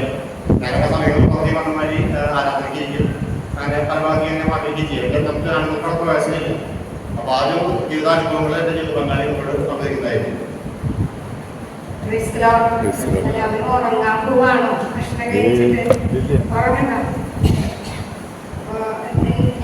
ഞങ്ങളുടെ കുടുംബം, ഞാനും എൻ്റെ ജീവിത പങ്കാളിയും ഈശോയെ അനുഭവിച്ച ഒരു സാഹചര്യം ഉണ്ടായി. അത് പറയാനാണ് ഈശോ ഈ മാതാവിന്റെ ദേവാലയത്തിൽ വന്നെന്ന് പറയാൻ അങ്ങ് അനുവദിച്ച ഈശോയ്ക്ക് ഒത്തിരി നന്ദി പറയുന്നു. ഞങ്ങൾ 2013 കാലഘട്ടത്തിൽ രണ്ടാമത്തെ മകള് പഠിച്ചു. അവള് സ്കൂളിലൊക്കെ നല്ല ആക്റ്റീവാണ്. പിന്നെ അവൾക്ക് പനി, ഇടയ്ക്കിടയ്ക്ക് പനി വന്നിരുന്നു. പനി വന്നപ്പോൾ നമ്മൾ മാറി മാറി അവളെ ഹോസ്പിറ്റലിൽ കാണിച്ചു. കുറേ ടെസ്റ്റുകൾ കഴിഞ്ഞു. അപ്പോഴൊന്നും അവൾക്ക് എന്താ അസുഖമെന്ന് മനസ്സിലായിരുന്നില്ല. ആദ്യം നമ്മൾ അപ്പം മെഡിക്കൽ കോളേജിൽ കാണിക്കാൻ പറഞ്ഞതിനെ സംബന്ധിച്ചിട്ട് എനിക്ക് വലിയ ഇഷ്ടമില്ല.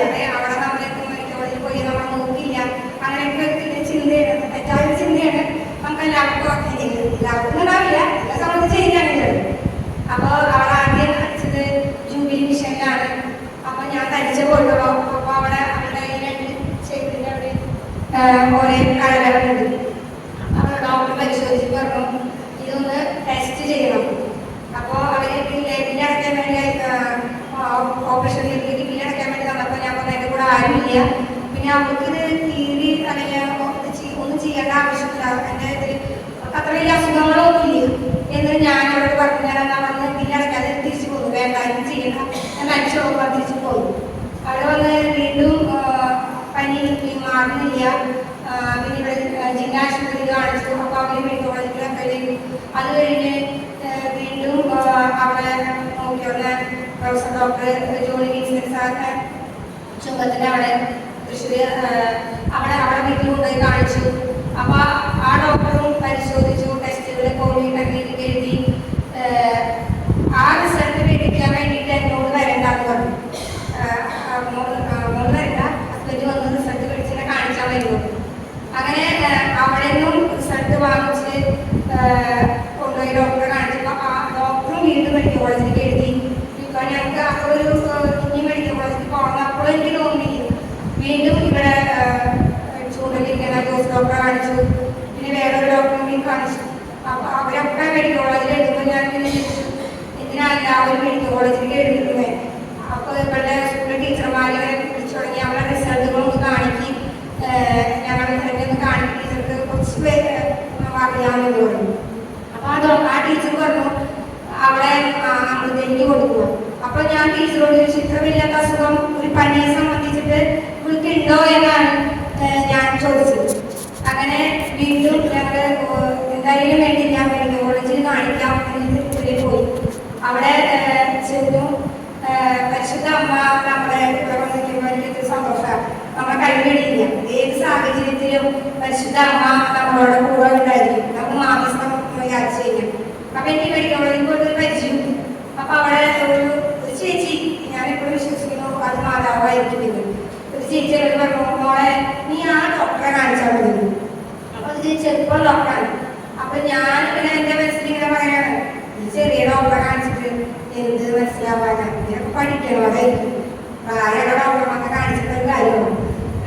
എന്നാലും എന്റെ മനസ്സിലെ മനസ്സോടെ ഞാൻ ആ ഡോക്ടറെ കാണിക്കാനുള്ളത് ആ കുട്ടിക്കാണ് കാണുന്നു. അവിടെ ചെന്ന ഡോക്ടറെ കാണിക്കുന്ന ഡോക്ടർ നന്നായി പരിശോധിച്ചു, കുറെ ടെസ്റ്റുകളൊക്കെ എഴുതി, ഒരു 10 ടെസ്റ്റ് എനിക്ക് അപ്പം തന്നെ എടുത്തത്. ഞാൻ മെഡിക്കൽ കോളേജിൽ നമുക്ക് ബ്ലഡ് കൊടുക്കാൻ എന്തായാലും ഒരു നീണ്ട വരിയുണ്ടാവും, അത്ര അന്നൊന്നുമില്ല. അപ്പൊ ഞാൻ ചെറിയ ഇതുപോലെ വരിയുടെ ബെൽറ്റിൽ നിന്നു. അത് കഴിഞ്ഞ് കുറച്ച് കഴിഞ്ഞപ്പോൾ ഒരു ലേഡി ഡോക്ടർ ഓടിക്കൊന്ന് ചോദിച്ചു, ബ്ലഡ് കൊടുത്തോ എന്ന് ചോദിച്ചു. അപ്പൊ ഞാൻ ബ്ലഡ് കൊടുത്തിട്ടില്ല, കഴിക്കാൻ വേണ്ടി നിൽക്കാണെന്ന് പറഞ്ഞു. അപ്പൊ ആ ഡോക്ടർ വന്നതിന്റെ എല്ലാ ലിസ്റ്റും കൂടെ എഴുതി എമർജൻസിന്ന് എഴുതി. അപ്പോൾ എനിക്ക് മനസ്സിലായി ഞാൻ എമർജൻസിന്ന് എഴുതി പോയത്. ഇനി വരി നിൽക്കണ്ട, വേഗം മേടിച്ച് ബ്ലഡ് കൊടുത്തു പറഞ്ഞു.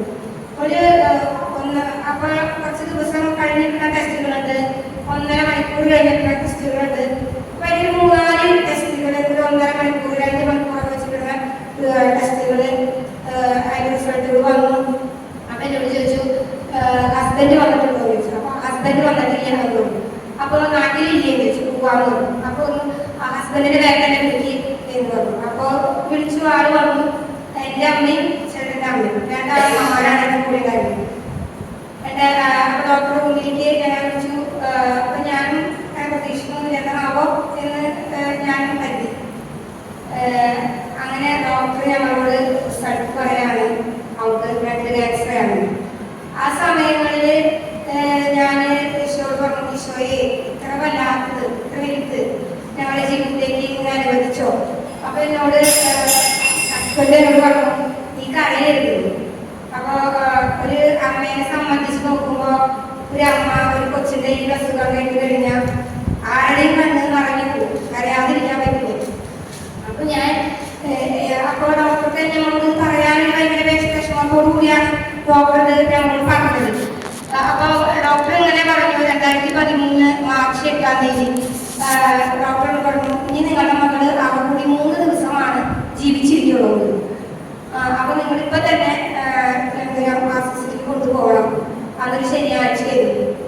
ശനിയാഴ്ചയായതുകൊണ്ട് അപ്പൊ ഇപ്പൊ തന്നെ ഇവിടെ ആംബുലൻസ് വിളിച്ച് കൊണ്ടുപോകോ എന്ന് പറഞ്ഞു. ഞങ്ങളൊന്നും ഒരുങ്ങിയിട്ടൊന്നുമില്ല. അപ്പൊ എന്തായാലും വീട്ടിൽ വന്ന് വേണം പോവുകയാണെങ്കിൽ അങ്ങനെ വീട്ടിൽ വന്നു. ഞാൻ വരുമ്പോ ഞങ്ങളുടെ വീട് നിറയെ ആൾക്കാർ, നിറച്ച ആൾക്കാർ, ഞങ്ങളുടെ ബന്ധുക്കളും ഒത്തിരി ആൾക്കാർ. പിന്നെ അവരുടെ മുമ്പില് ബ്ലഡ് ക്യാൻസർ നമ്മൾ ബ്ലഡിലുള്ള വേരിയേഷൻ നമ്മൾ അറിയില്ല. അപ്പൊ അവർക്ക് ഭയങ്കര വ്യത്യാസമായിരിക്കും, കൂടുതലോ കുറയാണ്ടൊന്നും നമുക്ക് അറിയില്ല. നമ്മളുടെ മുഖത്ത് നോക്കി നമ്മൾ കരയാണ്, നമ്മുടെ വിഷമം എന്താണെന്ന് അറിഞ്ഞു കഴിഞ്ഞാൽ ഇവരുടെ ബ്ലഡിന്റെ അളവ് വ്യത്യാസമാവും, എല്ലാ സംഭവങ്ങളും കുറയും, WBC എല്ലാ സാധനവും കുറയും. അപ്പൊ എന്നോട് ഡോക്ടർ പറഞ്ഞിട്ടാണ് നമ്മുടെ മുന്നിൽ വിഷമത്തിന്റെ ഒരു കാര്യം കാണിക്കരുത്. നമുക്ക് വിഷമങ്ങളും സങ്കടങ്ങളൊക്കെ വരുമ്പോൾ നമുക്കൊന്ന് കരയാൻ പറ്റാന്ന് വെച്ചാൽ ഏറ്റവും വലിയ കാര്യം. കരയാനും കൂടി പറ്റാത്തൊരവസ്ഥ വന്നു കഴിഞ്ഞാൽ അത് ഒരു മനുഷ്യനെ സംബന്ധിച്ച്, ഒരു വ്യക്തിയെ, പ്രത്യേകിച്ച് ഒരു അമ്മേനെ സംബന്ധിച്ചിട്ട് അത് ഭയങ്കര വേദനാജനകമായ കാര്യം.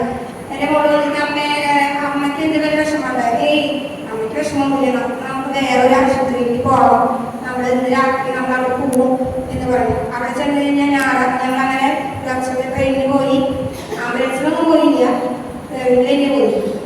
അവിടെ ചെന്ന് ഞങ്ങള് അവിടെ ഞായറാഴ്ച പുലർച്ചെത്തി. അപ്പോ ഞായറാഴ്ച OP ഇല്ല, തിങ്കളാഴ്ച ഇനി OP ഉള്ളു. അപ്പോ ഡോക്ടർ പറഞ്ഞുള്ള കാര്യം എന്താണെന്ന് വെച്ചാൽ അവൾ ആകെ കൂടി 3 ദിവസമാണ് ജീവിച്ചിരിക്കുന്നത്, 3-ാമത്തെ ദിവസമാണ് തിങ്കളാഴ്ച. അപ്പോൾ ഞങ്ങൾ OP-യിൽ കാണിക്കാൻ വേണ്ടി 7:30 വന്നു. ഞങ്ങളുടെ റൂമില്ല. ഞങ്ങളവിടെ നമ്മൾ പരിശുദ്ധ അമ്മ ഉണ്ണീശ്വരൻ വേണ്ടിയിട്ട് ഒരു ഹോസ്പിറ്റലും വീട്ടിൽ സ്ഥലം കിട്ടാനും രഹസ്യമാണ് നമ്മളിലൂടെ ചൊല്ലുന്നത്. അപ്പൊ ഈശോയ്ക്ക് ഒത്തിരി നന്ദി പറയാം. ഞങ്ങളുടെ കൊച്ചാടിന്റെ ദൈവാനുഭവം ഞങ്ങളോട് പങ്കുവെച്ച് തന്ന ഈശോയ്ക്ക് ഒത്തിരി നന്ദി പറയുന്നു. ഒന്ന് കൈകൾ ഉയർത്തി ഒരു തന്നെ പറയുമ്പോൾ ഞങ്ങളുടെ മകൾക്ക് വേണ്ടി ഒന്ന് പ്രാർത്ഥിക്കാം. സ്ത്രീകളുടെ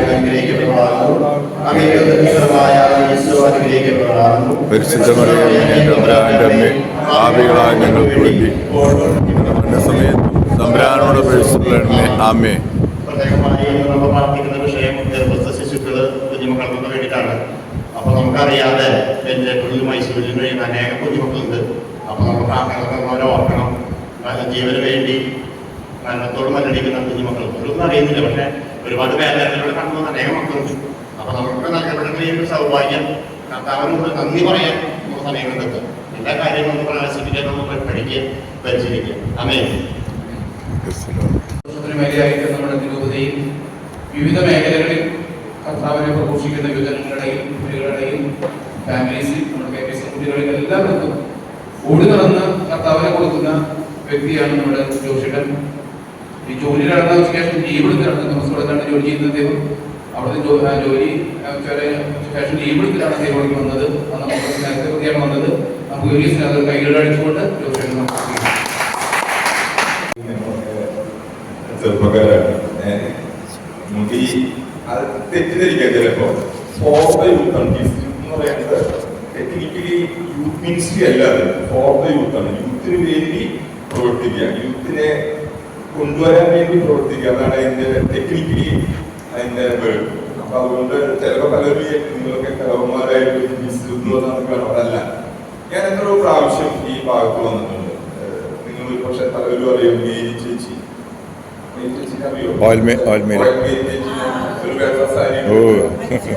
അതൊക്കെ എനിക്കറിയാം. മേരി ചേച്ചിയൊക്കെ ഞാൻ 89-ലാണ് നവീകരണ അനുഭവത്തിലേക്ക് വരുന്നത്. 89. അപ്പൊ ആ സമയം മുതൽ മേരി ചേച്ചിയായിട്ടൊക്കെ വളരെ അടുത്ത ബന്ധം, സ്വന്തം അമ്മ എന്ന് പറയാൻ പറ്റില്ല. അതുകൊണ്ട് ചേച്ചി പോലെയും അങ്ങനെ വളരെ സ്നേഹത്തോടെ. പിന്നീട് അങ്ങനെ ഉണ്ടോന്ന് എനിക്കറിയില്ല, കാക്കശ്ശേരിയിലൊക്കെ നിങ്ങൾ ചിലവരെങ്കിലും അറിയാം. എത്രയോ ആളുകൾ ഇവിടെ നമുക്ക് ഞാൻ വന്നിട്ടുണ്ട്, പല പ്രാവശ്യം വന്നിട്ടുണ്ട്, ഇടവകയിലും വന്നിട്ടുണ്ട്, ഈ കളിയിലും വന്നിട്ടുണ്ട്. അപ്പൊ അതുകൊണ്ട് ഇത് നമുക്ക് വളരെ വളരെ അടുത്ത് ബന്ധമുള്ള ഒന്നാണ്. അപ്പോഴാണ് എന്നോട് ഇങ്ങനെ എന്റെ പേരുള്ള ജോഷി തന്നെയാണ് എന്നെ വിളിക്കുന്നത്, കാര്യങ്ങളൊന്നും സഹായിക്കാൻ പറ്റുമോ?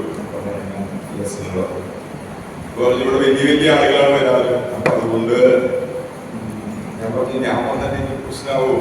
ഇല്ല, കുഴപ്പമുണ്ടാവില്ല എന്നൊക്കെ പറഞ്ഞിട്ടാണ് ഞാൻ വന്നത്. കഴിഞ്ഞ ആഴ്ച ആളുകളൊക്കെ കൂടി ഭയങ്കരമായിട്ട്. ഓക്കെ, അപ്പൊ നമ്മളൊന്നും അങ്ങനെ അത്ര വലിയ ആളല്ല, വളരെ ചെറിയ ആളാണ്. നിങ്ങളെല്ലാവരും ഒരു സാധാരണ ഭൂമി നിരപ്പിൽ നിന്ന് നിങ്ങൾ എന്തെങ്കിലും വർത്താനം പറയോ? നിങ്ങൾ സാക്ഷ്യം കേട്ട് കഴിച്ചിരിക്കുകയാണ്. ചിലർക്ക് അറിയാതെ കൈയടിച്ചു പോയില്ലേ? അപ്പൊ എനിക്കറിയാം എന്താണ് സാധാരണ ഭൂനിരപ്പിൽ നിന്ന് ഉയർന്നു നിൽക്കുക. ഈ ഉയർച്ച നിങ്ങൾ ശ്രദ്ധിച്ചാൽ അറിയാം. എല്ലാ ദൈവ സാന്നിധ്യം എന്ന് പറയുന്ന സ്ഥലങ്ങളിലെല്ലാം എല്ലാ മതങ്ങളുടെയും സ്ഥലങ്ങൾ കുറച്ച് എന്ന് വെച്ചാൽ ഇതിന്റെ അർത്ഥം എന്താണ്? ആ സ്ഥലത്തേക്ക് എത്തണമെങ്കിൽ കുറച്ച് ഉയർന്നതാണ്, കഷ്ടപ്പെടാറുണ്ട്. അതാണ് എനിക്ക് പ്രശ്നം അല്ലേ? വെറുതെ റോഡിൽ കയറിയാൽ ഇത് കേരളത്തിൽ കുറച്ച് അധ്വാനം. അപ്പൊ ലേശം കഷ്ടപ്പെടാതെ ഒരിക്കലും.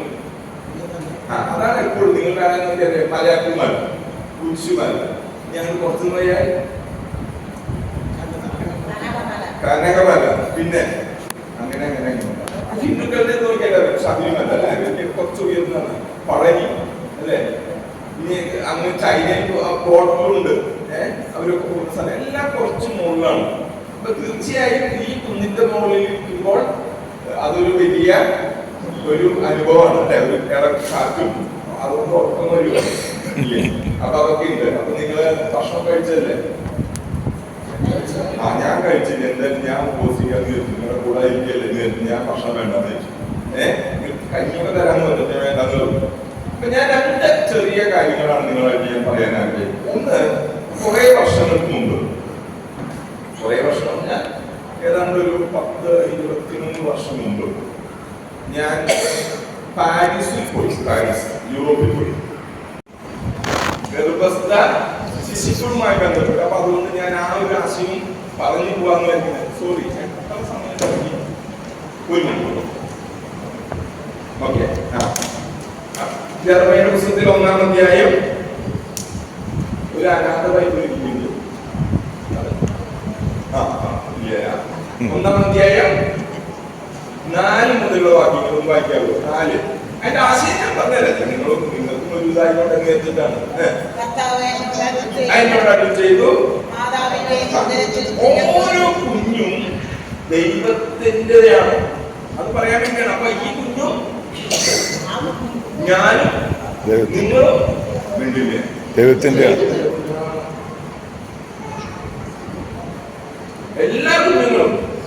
എല്ലാ കുഞ്ഞുങ്ങളും ദൈവത്തിന്റെ.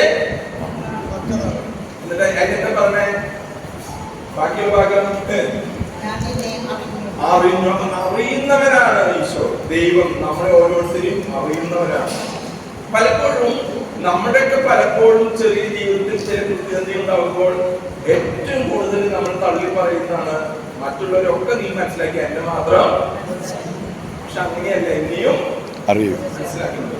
ഞാൻ നിങ്ങളൊരു ചെറിയ കാര്യം പറയാണ്. ഞാൻ പക്ഷെ കുട്ടി വായിച്ചാൽ നല്ലതാണ്. നിങ്ങൾ ഹോട്ടലിൽ പോയിട്ട് നിങ്ങളൊരു ഭക്ഷണം ഓർഡർ ചെയ്ത് ഓർഡർ കഴിച്ചിട്ടുണ്ടോ? അപ്പൊ സപ്ലൈർ എന്താ കൊണ്ടുവരിക? അപ്പുറത്തെ ടേബിളിൽ ഏൽപ്പിച്ച ഭക്ഷണമാണ് നിങ്ങൾ കൊണ്ടുവരിക.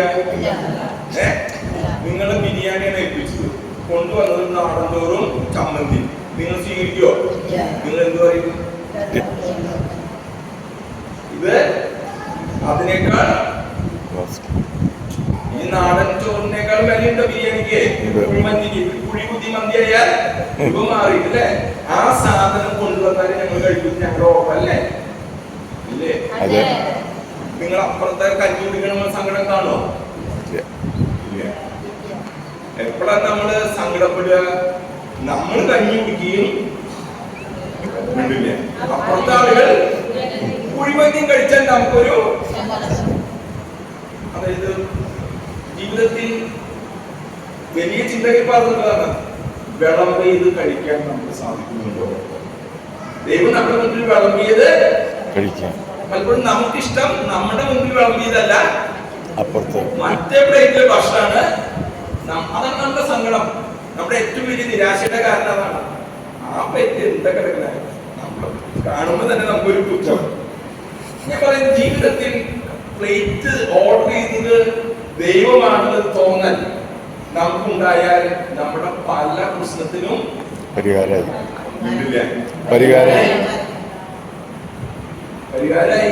പക്ഷെ നമുക്ക് തൃപ്തിയാവില്ല. നമ്മളെപ്പോഴും അപ്പുറത്തെ ആളുടെ ഓരോ കുഞ്ഞും ആ കുഞ്ഞിന്റെ എല്ലാ പ്രത്യേകതകളും കൂടി ആരുത ദൈവം. ആ കുഞ്ഞ് എന്താണ്? അതാണ് ദൈവം നമുക്ക് നൽകിയത്. ആ കുഞ്ഞിനെ അങ്ങനെ നമുക്ക് സ്വീകരിക്കാൻ പറ്റില്ല. അതിനേക്കാൾ വലിയ അത്ഭുതം വേറെ ഉണ്ടോ? അതാണ് പലപ്പോഴും നമുക്ക് മനുഷ്യർക്ക് അത് എളുപ്പമല്ല. പക്ഷെ തീർച്ചയായും ജീവിതത്തിൽ അങ്ങനെ ഏറ്റെടുക്കുമ്പോൾ നമ്മുടെ ജീവിതത്തിലും ആ കുഞ്ഞുങ്ങളുടെ ജീവിതത്തിലും ഒക്കെ വലിയ അത്ഭുതങ്ങൾ നടക്കുന്നത് നമുക്ക് കാണാം. ഓരോ കുഞ്ഞും എന്ന് പറയുന്നത് ഈ ഭൂമിയിൽ ജനിച്ച കുഞ്ഞിനെ എല്ലാ കുഞ്ഞെന്ന് പറയുന്നത് നമുക്ക് ഇന്നത്തെ കാലത്ത് അറിയാം. ഒരു ചെറിയ ജീവിതം ആരംഭിക്കുന്നത് അല്ലെ ഒരു ലൈംഗിക ബന്ധത്തിലൂടെയോ അല്ലെങ്കിൽ ഏതെങ്കിലും രീതിയിൽ ഒരു ജീവൻ ഉണ്ടായാൽ അതിന് ജീവൻ ആയിട്ട് തന്നെയാണ് അതിനെ കാണുന്നത്. അല്ലാതെ അപ്പൊ ആ പുണ്യം പൂക്കണമെങ്കിൽ അത് ഫലം തരണമെങ്കിൽ എന്ത് ചെയ്യാൻ നമ്മൾ തയ്യാറാവണം? മത്സരിച്ചിട്ട് എന്ത് ചെയ്യണം? അതിലെഴുതിയിട്ടുണ്ടെന്ന് വായിക്കുന്നതിങ്ങള് എന്ത് ചെയ്യണമെന്ന് പറഞ്ഞേ? ആദ്യത്തെ ഭാഗം നന്മ ചെയ്യുന്നതില് നന്മ ചെയ്യുക എന്ന് പറഞ്ഞ ഒരു പൊതു. നമ്മൾ ഇവിടെ ഇരുന്ന് മാതാവിന്റെ പള്ളിയിൽ നിന്ന് നമ്മള് ദൈവസ്വരം കേട്ടു, ദൈവികമായ അനുഭവം ഉണ്ടായി. അതൊരു നല്ല കാര്യം. അതെങ്ങനെയാണ് പ്രായോഗിക തലത്തിൽ കൊണ്ടുവരിക? അടുത്ത ദിവസം തന്നെ മറിയത്തിന്റെ പോലെ എലിസബത്തിനെ കാണാൻ പോകാൻ പറ്റുമോ? തൊട്ടടുത്ത എലിശിരിയാണ് അല്ലെങ്കിൽ പോയാലേ അല്ലേ? അതല്ല പ്രശ്നം. ഇടമില്ലാത്തതുകൊണ്ടാണ് പോകാത്തത്. പോയി അതാണ് പ്രശ്നം. അതല്ല പ്രശ്നം. നമ്മൾ അങ്ങനെ ഒരു ശീലമില്ലാത്തതുകൊണ്ട് നമ്മളങ്ങനെ പോകാൻ എളുപ്പമല്ല. അപ്പൊ നമുക്ക് ചെയ്യാവുന്ന ഏറ്റവും നല്ല കാര്യം എന്താ? നമ്മുടെ വീട്ടിൽ നന്മയെ വളർത്താൻ ശ്രമിക്കുക. ഞാനൊരു കൊച്ചു കാര്യം നിങ്ങളോട് പറയാം. കൊച്ചു കാര്യം, നിങ്ങളുടെ മകൾ പേരക്കുട്ടികൾ അല്ലെ ഭർത്താവ്, ഭാര്യ ഇവരൊക്കെ ചെയ്യുന്ന ഒരു നല്ല കാര്യം കണ്ടാൽ നിങ്ങൾ നല്ലതാണെന്ന് പറയുമോ? അങ്ങനെ വല്ലതും ചെയ്തിട്ട് വേണ്ടേ അല്ലേ? എനിക്ക് നിങ്ങളോട് പറയാം, ഈ നോമ്പുകാലത്ത് നിങ്ങൾ നിങ്ങളുടെ വീട്ടിലെ നന്മ കണ്ടുപിടിക്കാൻ തുടങ്ങുക. എന്ത് കണ്ടുപിടിക്കണം? നന്മകൾ കണ്ടുപിടിക്കാൻ തുടങ്ങുക. നിങ്ങൾ നല്ല ചായ കിട്ടും. ഇന്ന് എന്താണാവോ അരി ഭക്ഷണം കഴിച്ചപ്പോ ഇന്നൊരു രുചിയുണ്ട് അല്ലേ? ഇന്ന് ആരാ ഉണ്ടാക്കിയ? വെറുതെ അങ്ങനെയൊക്കെ ചോദിക്കുക. അങ്ങനെ നന്മയെ പ്രോത്സാഹിപ്പിക്കുക. അങ്ങനെ ചെയ്യാൻ പറ്റുമോ? ഇല്ല. ആ കുശിപ്പിത്താളെ അങ്ങനെ ഇരിക്കുമോ? അങ്ങനെയാണോ വേണ്ടേ? അങ്ങനെയാണോ വേണ്ടേ? നമ്മൾ ചെയ്യേണ്ടത് നമ്മളുടെ ജീവിതത്തിൽ ദൈവത്തെ കൊടുക്കാൻ ഏറ്റവും നല്ല കാര്യം എന്താ?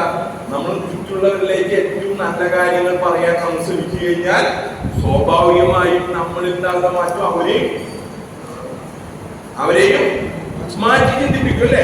നിങ്ങൾ അങ്ങനെ നിങ്ങളുടെ വീടുകളിൽ, ഈ വീടുകളൊന്നും നല്ലതല്ല, എല്ലാ നമ്മുടെ വീടുകളിൽ എന്നും അടി പുറകെയും നിൽക്കും തിരക്കും വെടിക്കെട്ടാ നടക്കണേക്ക് 2 ദിവസമായിട്ട് കാണില്ല. അപ്പുറത്തെ വീട്ടുകാർക്ക് ഒന്നും ചോദിക്കില്ലേ? മിണ്ടില്ലേ? കഞ്ഞി വെച്ചില്ലാന്ന് അന്വേഷിച്ചു വന്നില്ലെങ്കിൽ എന്ത് നിങ്ങളുടെ വീട്ടിൽ സമാധാനം ചോദിക്കില്ലേ? ഇല്ല. അപ്പൊ നമുക്ക് പറയാൻ പറ്റുമോ? ഇങ്ങനെയാണ് നന്മയുടെ പ്രത്യേകത. അങ്ങനെയാണ് നന്മ നമുക്ക് പതുക്കെ ഈ സമൂഹത്തിൽ കൊടുത്താൽ നന്മ ആ സമൂഹത്തിൽ വളരും. നന്മ നമ്മൾ കൊടുക്കുന്നില്ലെങ്കിലോ വേറെ ആരും ഇതിടാൻ തയ്യാറല്ല. നമ്മളൊന്ന് വെറുതെ ശ്രമിക്കും. നമ്മുടെ യൂണിറ്റിലെ നമ്മുടെ കുടുംബ യൂണിറ്റിൽ മീറ്റിംഗ് പോകുന്നു. നമ്മൾ വെറുതെ ഇതുവരെ മിണ്ടാത്ത മീറ്റിംഗ് പറയാം, ഇന്ന് എന്താണാവും നിന്നെ കാണുന്നത് ഇതിനുണ്ടെന്ന് പറഞ്ഞാലോ അത് പറഞ്ഞോട് ചേട്ടൻ മാടി. ഞാൻ പറഞ്ഞത് നിങ്ങൾക്ക് മനസ്സിലാവുന്നുണ്ട്. ഇത് ഞാൻ നിങ്ങളോട് പറയുന്നത് വെറുതെ പറയണ്ടല്ല. ഇത് ലോകത്തിലെ ഏറ്റവും ശക്തമായ ആശ്രമത്തിന്റെ പേര് നിങ്ങളോട് ഞാൻ പറയുന്നത് ശരിയല്ല. കഥയാണ്, റിയലുമാണ്. അതാണ് അതിന്റെ പ്രത്യേകത. വലിയൊരു ആശ്രമം, അതിന്റെ ഒരു CMIക്കാര് അല്ലെങ്കിൽ കപ്യൂച്ചൻകാർ എന്നൊക്കെ പറഞ്ഞ ആശ്രമങ്ങളുണ്ടല്ലോ, അതുപോലെ ഒരു ആശ്രമം. ആ ആശ്രമത്തിലെ വൈദികർ തമ്മിൽ, സന്യാസികൾ തമ്മിൽ അഭിപ്രായ വ്യത്യാസം, ഭയങ്കര അഭിപ്രായ വ്യത്യാസം. നമ്മൾ വീട്ടിലുണ്ടാവുന്ന പോലെ അവരുടെ വീട്ടിലുണ്ടായി. അപ്പൊ ആ സമൂഹത്തിന്റെ അവരുടെ നേതാവ് അവരുടെ ആളെ പോയി കണ്ടിങ്ങനെ ഒരു പ്രശ്നമുണ്ട്, ഞാനാണ് 3 കൊല്ലം ഇതിന്റെ ചാർജ്, പക്ഷെ ഇങ്ങനെ ഒരു പ്രശ്നമുണ്ട്, ഞങ്ങൾ തമ്മിൽ ആരും അങ്ങോട്ടും ഇങ്ങോട്ടും പറയുന്നത് അനുസരിക്കുന്നില്ല, ആരും തമ്മിലുള്ള ഒരു ബന്ധം കുറവുണ്ട്. അവരുടെ മെയിൻ ചാപ്റ്റർ ഒരു ദിവസം അയാൾ സന്യാസി ഈ ആശ്രമത്തിൽ വന്ന് പറഞ്ഞു, ഞാൻ ഇങ്ങനെ പോകുന്നതിനിടയിൽ നമ്മുടെ ആശ്രമത്തിൽ വന്നതാണ്, സന്തോഷം ഒക്കെ പറഞ്ഞിട്ട് ഏറ്റവും അവസാനം പറഞ്ഞു, ഈ കൂട്ടത്തിൽ നിങ്ങളുടെ കൂട്ടത്തിൽ ഒരാള് ദൈവത്തിന്റെ സാന്നിധ്യമുള്ള ആളാണ്. അത് ആരാണെന്ന് ഞാൻ പറയുന്നത്, പക്ഷേ മിണ്ടില്ല. ഒരാളുണ്ട്. അപ്പൊ ഇങ്ങോട്ട് തിരിഞ്ഞാൽ മിണ്ടാത്ത ആളെ നോക്കുമ്പോ ഇയാളാണ് ഒരുപാട് ഇങ്ങോട്ട് തോന്നി ഇങ്ങോട്ട് ഇയാളാണോ നമുക്കറിയില്ല. അവർ ആ കമ്മ്യൂണിറ്റിയിൽ പതുക്കെ മറ്റുള്ളവരെ ബഹുമാനിക്കാൻ സ്നേഹിക്കാൻ തുടങ്ങിയപ്പോൾ പതുക്കെ ആ സമൂഹം ഇതുപോലെ നിങ്ങളുടെ യൂണിറ്റിൽ നിങ്ങൾ ചെന്ന് പറയൂ, ഇന്ന് എന്താണാവും അച്ഛന്റെ പ്രസവം നന്നായിരുന്നു, സിസ്റ്ററിന്റെ ഇന്ന് എന്തായിരുന്നു നല്ലത്, ഇന്ന് നിങ്ങളുടെ ചായ എന്തായിരുന്നു നല്ലത് എന്നൊക്കെ നിങ്ങൾ അങ്ങോട്ടും ഇങ്ങോട്ടും പറഞ്ഞു നോക്കിയേ. നിങ്ങളുടെ യൂണിറ്റിലെ 30 കുടുംബത്തിൽ നന്മയുണ്ടായാൽ ഒരു നന്മയുണ്ടാവില്ല, ഉണ്ടാക്കാൻ പറ്റും. ഞാൻ പറയുന്നത് വെറുതെ നിങ്ങൾ വിചാരിക്കുന്നത് വെറുതെ എന്നല്ല. എന്നും പ്രശ്നം ഉണ്ടാക്കി വരുന്ന ഭർത്താവിനോട് നിങ്ങൾ വിചാരിക്കുന്നുണ്ട് നിങ്ങളുടെ ഭർത്താവ് പ്രശ്നം മാത്രമുള്ള ഒരു നന്മയില്ലേ?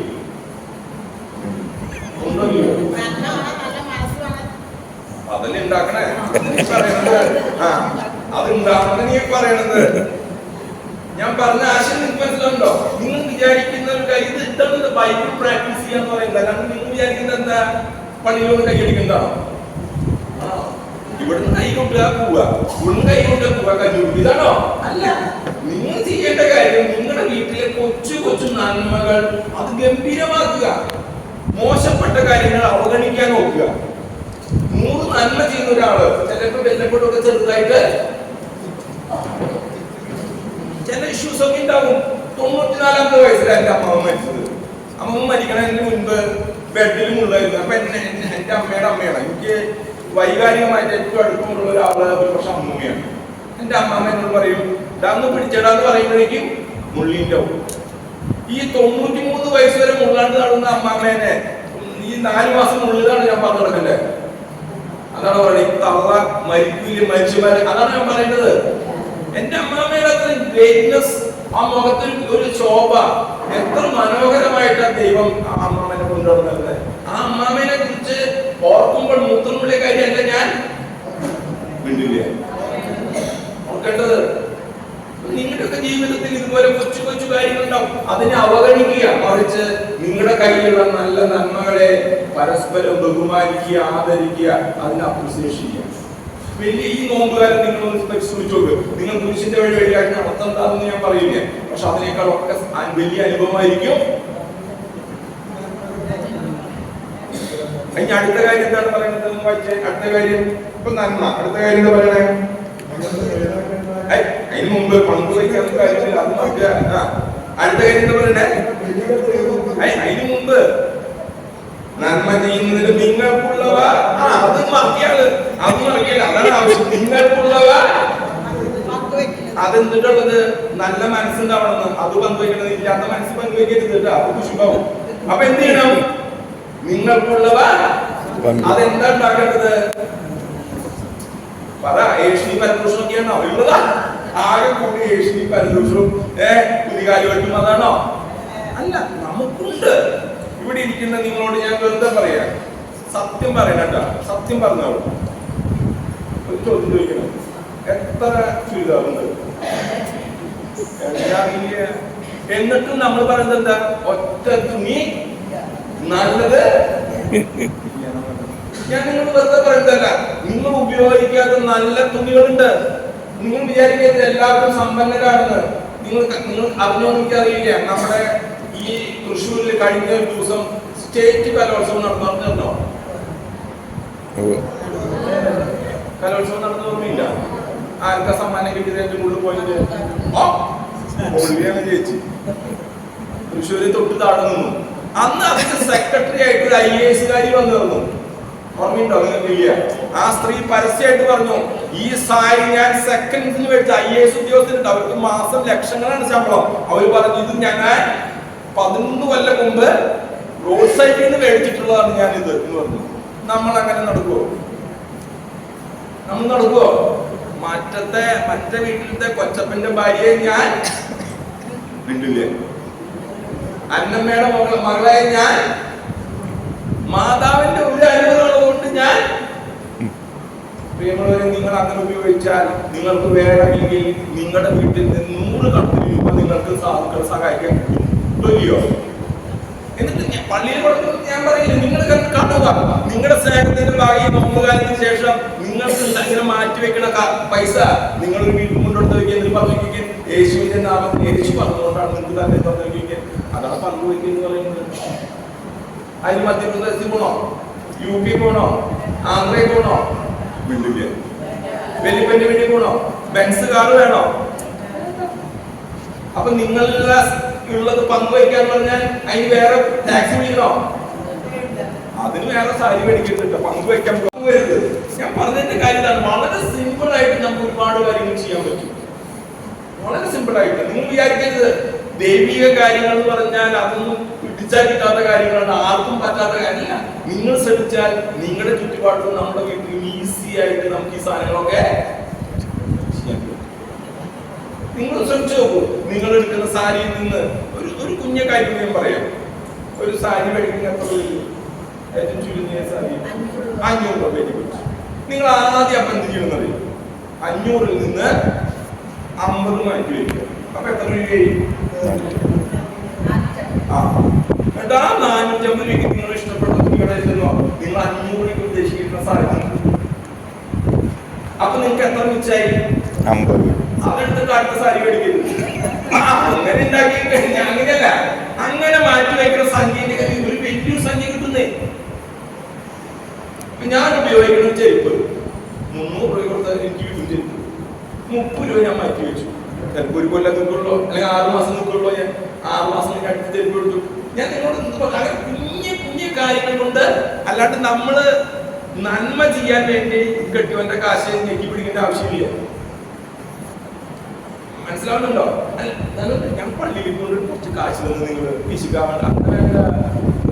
എന്നിട്ട് ഒരു കൊല്ലം കഴിഞ്ഞ് നിങ്ങൾ നിങ്ങളെ അയൽപ്പക്കത്തായിരിക്കാം, അതിന് മാത്രമോ ജാതിയോ വർണ്ണോ ഇതുപോലെ രോഗമൊക്കെ അനുഭവിക്കുന്ന എത്ര കുടുംബങ്ങളുണ്ട്. നിങ്ങൾ ആരെങ്കിലും നമ്മുടെ മെഡിക്കൽ കോളേജിൽ പോയിട്ടുണ്ടോ?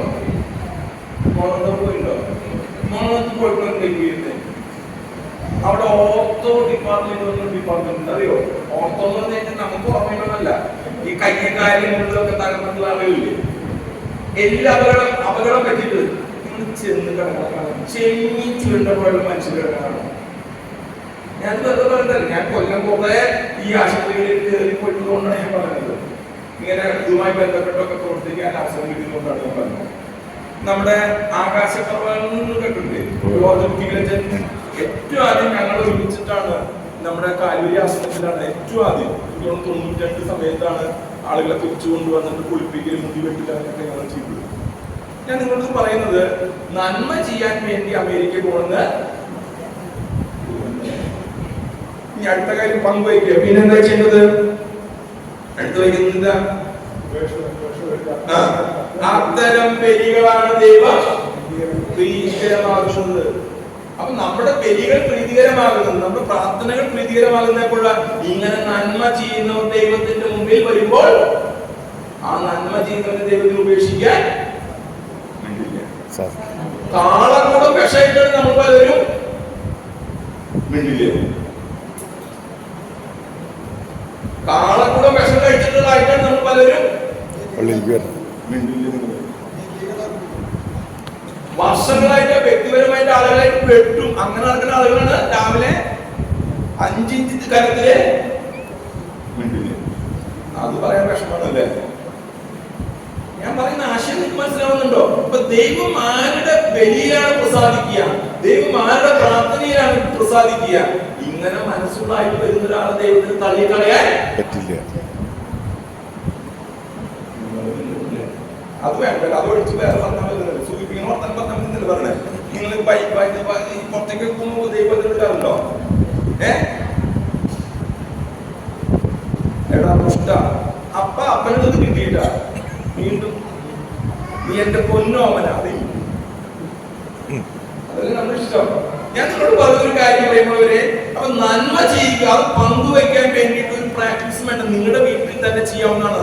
മകൾക്ക്, മകന്, മരുമകൾക്ക്, പേരക്കുട്ടിക്ക് കുഞ്ഞു കാര്യങ്ങൾ നിങ്ങൾ ചെയ്യാൻ തുടങ്ങി കഴിഞ്ഞാൽ നമ്മുടെ വീട്ടിലേക്ക് വ്യത്യാസം ഉണ്ടാകും, വെളിച്ചം ഉണ്ടാകും. ഈ വെളിച്ചം കാണുമ്പോൾ മനുഷ്യൻ ചോദിക്കും, ഇതുവരെ ഇല്ലാത്ത പ്രകാശം നിന്റെ വീട്ടിൽ എങ്ങനെയാണ് ഈ കാണുന്നത്? ഇട്ട ലൈറ്റിന്റെ വെളിച്ചം കൂടിയതാണോ?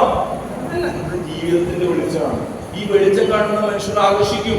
അവരും നമ്മളെ പോലെ തന്നെ ഈ ദൈവികമായ വെളിച്ചം പ്രാക്ടീസ് ചെയ്യാൻ തുടങ്ങും. അല്ലാതെ ഒരിക്കലും ഇത് പ്രാക്ടീസ് ചെയ്യാതെ ഒരിക്കലും ഈ സാധനം വളരില്ലേ. നിങ്ങൾ വിചാരിക്കരുത് ഈ വിശ്വാസമായാലും പ്രാർത്ഥനയായാലും എന്തായാലും പ്രാക്ടീസ് ചെയ്യാനത് വളരെ പ്രധാനപ്പെട്ടതാണ് പ്രാക്ടീസ് ചെയ്യാനുള്ള കാര്യം. യെശയ്യാ പുസ്തകത്തിൽ പറയുന്നുണ്ട് 58-ാം അധ്യായം. യെശയ്യാ ബൈബിളിനെ കുഞ്ഞു വെക്കുന്ന വെച്ചോട്ടെ. യെശയ്യാ 58:6 മാറ്റിയിരുന്നു.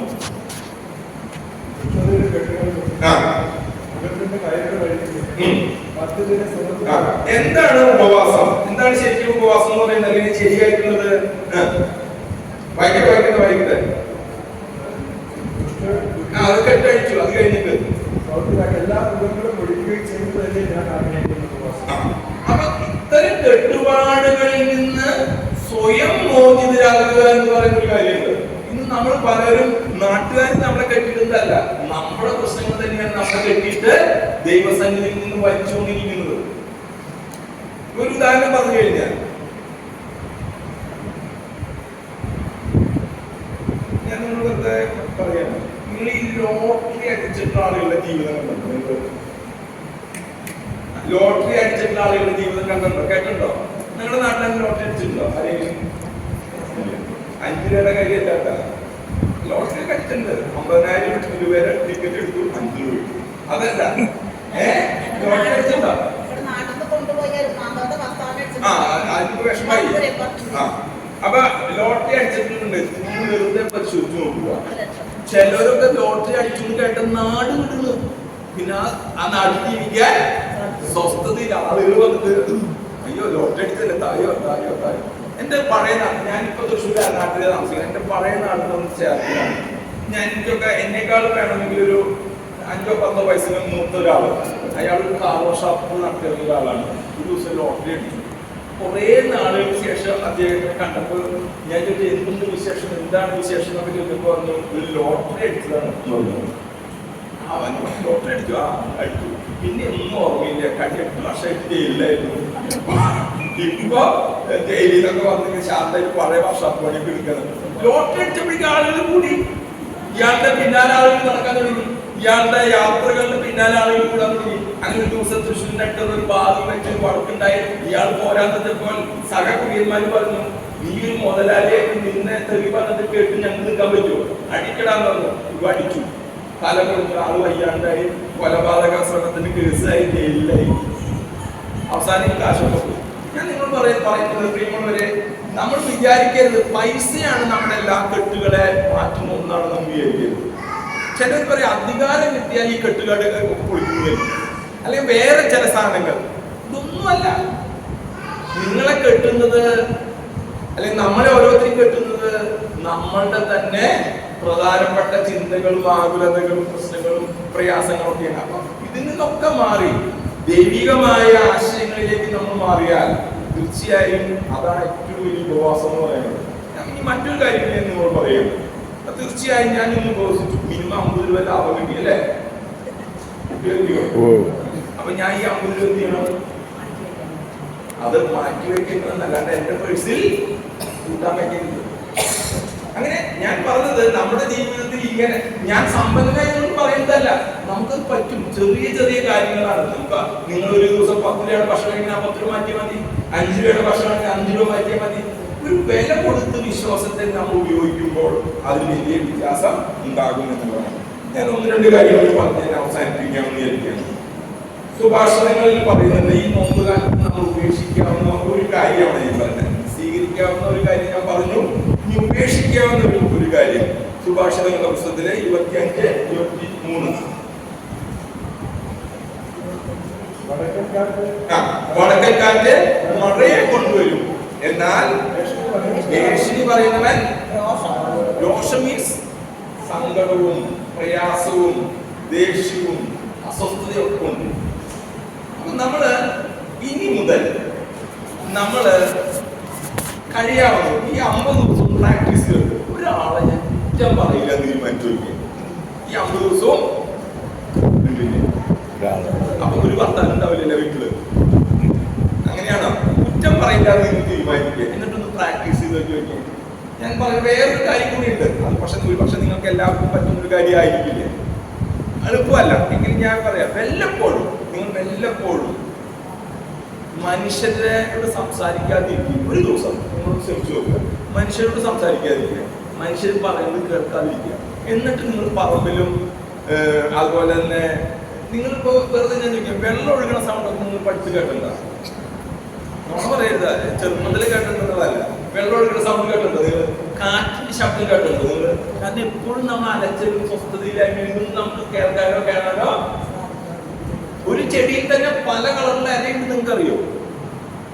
നിങ്ങൾ കണ്ടിട്ടുണ്ടാവില്ല അല്ലെ? ഒരു ചെടിയിൽ തന്നെ പല കളറിലുള്ള ചെടി ഉണ്ടായിരിക്കും. നിങ്ങൾ വെറുതെ ഈ പാടത്തൊക്കെ ഇവിടുന്ന് എനിക്കറിയില്ല, കൃഷിയൊക്കെ ചെയ്യുന്ന സ്ഥലങ്ങളാണെന്നുണ്ടെങ്കിൽ നിങ്ങൾ ഇപ്പോൾ കർഷകൻ ചെന്ന് ഒരു പച്ചപ്പൂര് അതായത് ഒരു മഞ്ഞ അല്ലെ, എന്ത് ഭംഗിയാണ്. അതൊക്കെ നിങ്ങൾ ഇങ്ങനത്തെ സന്ദർഭങ്ങളിൽ പ്രകൃതിയിലോടൊക്കെ നിങ്ങൾ ദൈവത്തെ കാണാനും ദൈവസ്വരം കേൾക്കാനും. നിങ്ങളൊരു തെച്ചുപിടിക്കുന്ന സമയത്ത് ഒരു പൂച്ചക്കുട്ടിയെ കളിപ്പിച്ച് എന്തെങ്കിലും സമ്മതം കിട്ടുമോ? പൂച്ചയുടെ ചില ഇടപെടലില്ല. ഒരു നായനെ നോക്കി നോക്കിയൊക്കെ, പക്ഷികളെ നോക്കി നോക്കിയാൽ ഞാൻ പറയുന്നത് ഇതൊന്നും പ്രായോഗികമായിട്ട് എളുപ്പമുള്ള കാര്യം തന്നെ ഞാൻ പറഞ്ഞത്. വല്ലപ്പോഴും നിങ്ങൾ ചെയ്താൽ നിങ്ങൾ മനസ്സിലാവല്ലാതെ നിങ്ങൾ വല്ലപ്പോഴും മനുഷ്യന്റെ പുസ്തകങ്ങൾ കേൾക്കാതിരിക്കുക, നമ്മുടെ പുസ്തകങ്ങൾ ആരോടും പറയാതെ സ്വസ്ഥമായിട്ട് ഒരു ദിവസം മാറ്റി വെച്ചിരിക്കുകയ്ക്ക് വലിയ ഡിഫറൻസ് ഉണ്ടാക്കാൻ പറ്റും. ഞാൻ നിങ്ങളോട് ഈ നോമ്പ് കാലത്ത് 50 ദിവസം ആരെയും കുറ്റപ്പെടുത്താതിരിക്കാൻ നിങ്ങൾ ശ്രമിക്കാൻ പറ്റുമോ? ഇതിന്റെ ഒരു ചോദ്യമാണ്. നന്മ ചെയ്യാൻ വേണ്ട ഒരു പോസിറ്റീവ് ആണെങ്കിൽ ഇത് വേറൊരു പോസിറ്റീവാണ്. നിങ്ങൾ ശ്രമിച്ചോളൂ. എന്നിട്ട് വ്യത്യാസം നിങ്ങൾ നിങ്ങളുടെ ഗ്രൂപ്പ് ലീഡേഴ്സിനോടോ നിങ്ങളുടെ കരിസ്മാറ്റിക്കാരോടോ നിങ്ങളുടെ വ്യക്തികളോടൊന്നും പറയാൻ ശ്രമിക്കുക എന്നുള്ളത്. ഞാൻ പറഞ്ഞ് അവസാനിപ്പിക്കാം. ഏതാണ്ട് എന്നോട് പറഞ്ഞ സമയം ആയി. എഫെസോസുകാർക്ക് എഴുതിയ ലേഖനത്തില് ഞാൻ അത് പറഞ്ഞ് അവസാനിപ്പിക്കാം. എഫെസോസുകാർക്ക് എഴുതിയ ലേഖനം 6-ാം അധ്യായം. എഫെസോസുകാർക്ക് എഴുതിയ ലേഖനം 6-ാം അധ്യായം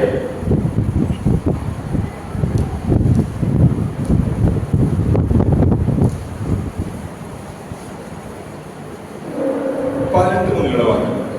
6-18 വേറൊരാൾ വായിച്ചു. നിങ്ങളെപ്പോഴും അപേക്ഷകളോടും യാതൊന്നും കൂടെ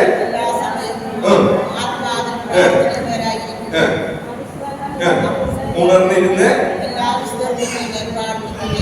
എല്ലാ വിശുദ്ധന്മാരുടെ കൂടെയൊക്കെ പ്രാർത്ഥിക്കാനും അവർക്ക് വേണ്ടി പ്രാർത്ഥിക്കാനും എന്ന് വെച്ചാൽ അതിന്റെ അർത്ഥം എന്താ? നമുക്ക് 24 മണിക്കൂറും പ്രാർത്ഥിക്കാൻ പറ്റുമോ? പറ്റുമോ? ഇവിടെ ഇരിക്കുന്ന പോലെ നമുക്ക് വീട്ടിൽ നിന്നാൻ പറ്റുമോ? ചിലരൊക്കെ എന്റെ അമ്മയുണ്ട്, അത്യാവശ്യം പ്രായമൊക്കെ ആയി. ഈ പ്രായം ഉണ്ടെങ്കിൽ അമ്മയ്ക്ക് അത്യാവശ്യം പ്രായമുണ്ടല്ലോ. അപ്പൊ ഞങ്ങളുടെ കൂടിയാണ് അമ്മ താമസിച്ചത്. അപ്പൊ അമ്മ എവിടേക്കെങ്കിലും പോയി കഴിഞ്ഞാൽ ചിലപ്പോൾ ഒരു പച്ച കടലാസ് കിട്ടും, ചിലപ്പോൾ ഒരു നീല കടലാസ് കിട്ടും, ചിലപ്പോൾ ഒരു ചുവന്നത് കിട്ടും, ബുക്ക് കിട്ടും. എന്നിട്ട് പറയുന്നത് 101 തവണ ചെല്ലി കഴിഞ്ഞാൽ നിങ്ങളുടെ ബൈബിളിലൊക്കെ അങ്ങനെയില്ല. അതോളോ ഉണ്ടോ? നിങ്ങൾ കണ്ടിട്ടുണ്ടോ അങ്ങനെയൊക്കെ പ്രാർത്ഥനക്കാരെ ഓരോരുത്തർ കൊടുക്കുന്നതൊക്കെ? ഞാൻ പറഞ്ഞു അതൊക്കെ ചെയ്യണമെന്ന് എനിക്ക് വിരോധമായിട്ടല്ല. പക്ഷെ ഞാൻ നിങ്ങളോട് പറയുന്നത് പ്രായോഗികമായിട്ടാണ്. നിങ്ങൾക്ക് 24 മണിക്കൂർ കൂടുമ്പോൾ ഒരാൾക്ക് അല്ലെങ്കിൽ വർദ്ധിക്കാൻ പറ്റുമോ? പറ്റുമോ? പക്ഷെ നിങ്ങൾക്ക് എന്തുണ്ടാവാൻ പറ്റും? എങ്ങനെയാണോ നിങ്ങളുടെ ഭർത്താവ് നിങ്ങളുടെ മനസ്സിലുള്ളത്, എങ്ങനെയാണ് അവൾ പറഞ്ഞു, എങ്ങനെയാണ് ഒരു അമ്മയ്ക്ക് ഇത് കേൾക്കുമ്പോൾ കരയാതിരിക്കാൻ പറ്റുക? എന്തുകൊണ്ടാണ് ആ കുഞ്ഞ് എപ്പോഴും അവരുടെ മനസ്സിൽ ഉണ്ട്. നിങ്ങളുടെ ഭർത്താവ് ഗൾഫിലാന്ന് വിചാരിക്കൂ, നിങ്ങളുടെ ഭർത്താവ് അല്ലെങ്കിൽ മകൻ ഗൾഫിലാന്ന് വിചാരിക്കൂ, അവരുടെ നിങ്ങളുടെ ഹൃദയത്തിലുണ്ടോ? അവരില്ലാതെ ഇരിക്കുന്നുണ്ടോ? ഇല്ല. എന്ന് പറയുന്നത് പോലെ എല്ലാ സമയത്തും ദൈവികമായ ഒരു സാന്നിധ്യം നാം തിരിച്ചറിയുക. അപ്പൊ അതിനുള്ള എളുപ്പ വഴിയാണ് ഞാൻ നിങ്ങൾ കുഞ്ഞ കാര്യങ്ങൾ പറയുന്നത്. നിങ്ങൾ വാഷ് ചെയ്യണമെന്ന് എല്ലാവർക്കും വരും, മിഷ്യൻ അല്ലാണ്ട് കൈകൊണ്ടൊക്കെ അലക്കുന്ന ആളുകൾ. അപ്പൊ എന്ത് പ്രാർത്ഥിക്കും നിങ്ങൾ? 5 മിനിറ്റ് കൊണ്ട് അലക്കുന്ന സാധനം കർത്താവെ 2.5 മിനിറ്റ് ഉണ്ടാക്കിയത് എന്താണോ പ്രാർത്ഥിക്കേണ്ടത്?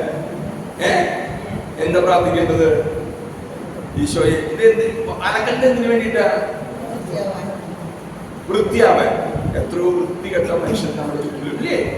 എന്റെയും വൃത്തികേടുകൾ ഈശോയെ അന്ന് ഈ സമയത്ത് കളഞ്ഞു. അപ്പൊ അതെന്തായി മാറി? എന്തായി അത്? അരി വെക്കാറില്ലേ? അപ്പൊ എന്താണ്ടാവുക? അരി അല്ല, എന്താ ചെയ്യാ? തളയ്ക്കും. അപ്പൊ നമ്മൾ എന്ത് പ്രാർത്ഥിക്കണം? ഈ അരി തളയ്ക്കണ പോലെ ദൈവമേ അങ്ങേ പ്രതി എന്റെ ജീവിതത്തിലും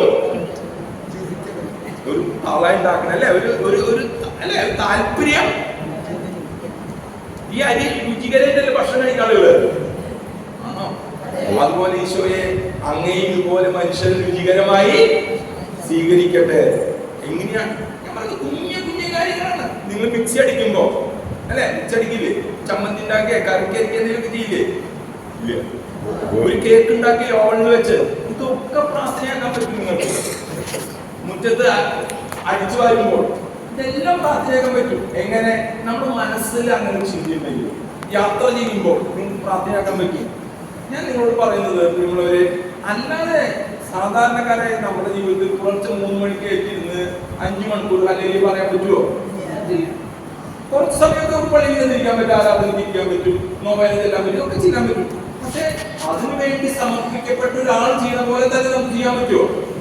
ഒരു വൈദികൻ പോലെ, ഒരു സിസ്റ്റർ ചെയ്യണ പോലെ നമുക്ക് പറ്റുമോ? നമ്മള് അത്ര ഉയർന്ന ലെവലിൽ പറ്റാത്തതുകൊണ്ടാണ് ഇങ്ങനെയൊക്കെ ജീവിക്കുന്നത്, അല്ലേ? അപ്പൊ നമ്മുടെ ചുറ്റുപാടുകളിലുള്ള ചെറിയ കാര്യങ്ങൾ ചെയ്യുമ്പോൾ അതിലേക്ക് ദൈവികമായ ചിന്തകൾ കൊണ്ടുവന്നാൽ അതൊക്കെ പ്രാർത്ഥനയും മാറും.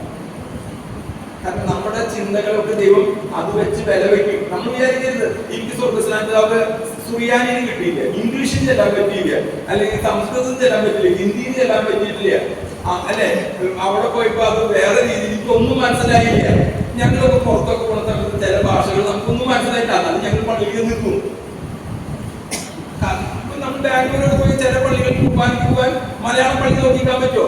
ഇംഗ്ലീഷ് മാസവും ചിലപ്പോ തമിഴ് കൊങ്കണി ഭാഷ നമ്മളവിടെ ചെന്ന് നിൽക്കുകയാണ്. എന്ന് വെച്ചാൽ എന്റെ ബലിയാർപ്പണം ദൈവം സ്വീകരിക്കാണ്ടിരിക്കോ? എന്റെ അവസ്ഥയെ അറിയുന്ന ദൈവം, എന്റെ ചിന്താഗതികളെ അറിയുന്ന ദൈവം, എന്റെ ആ സാഹചര്യം മനസ്സിലാക്കിയ ദൈവം അതിനെയും പ്രാർത്ഥനയാക്കി മാറ്റും. ഞാൻ നിങ്ങളോട് പറഞ്ഞത് ഈ നോമ്പ് കാലത്ത് നിങ്ങൾ പ്രാക്ടീസ് ചെയ്യുന്നു, നിങ്ങൾ സദാസമയം പ്രാർത്ഥിക്കാൻ നിങ്ങളോട് ആവശ്യപ്പെട്ട് പോകുമ്പോൾ നിങ്ങൾ ടെൻഷൻ അടിക്കേണ്ട ആവശ്യമില്ല. നിങ്ങളുടെ സാഹചര്യത്തിൽ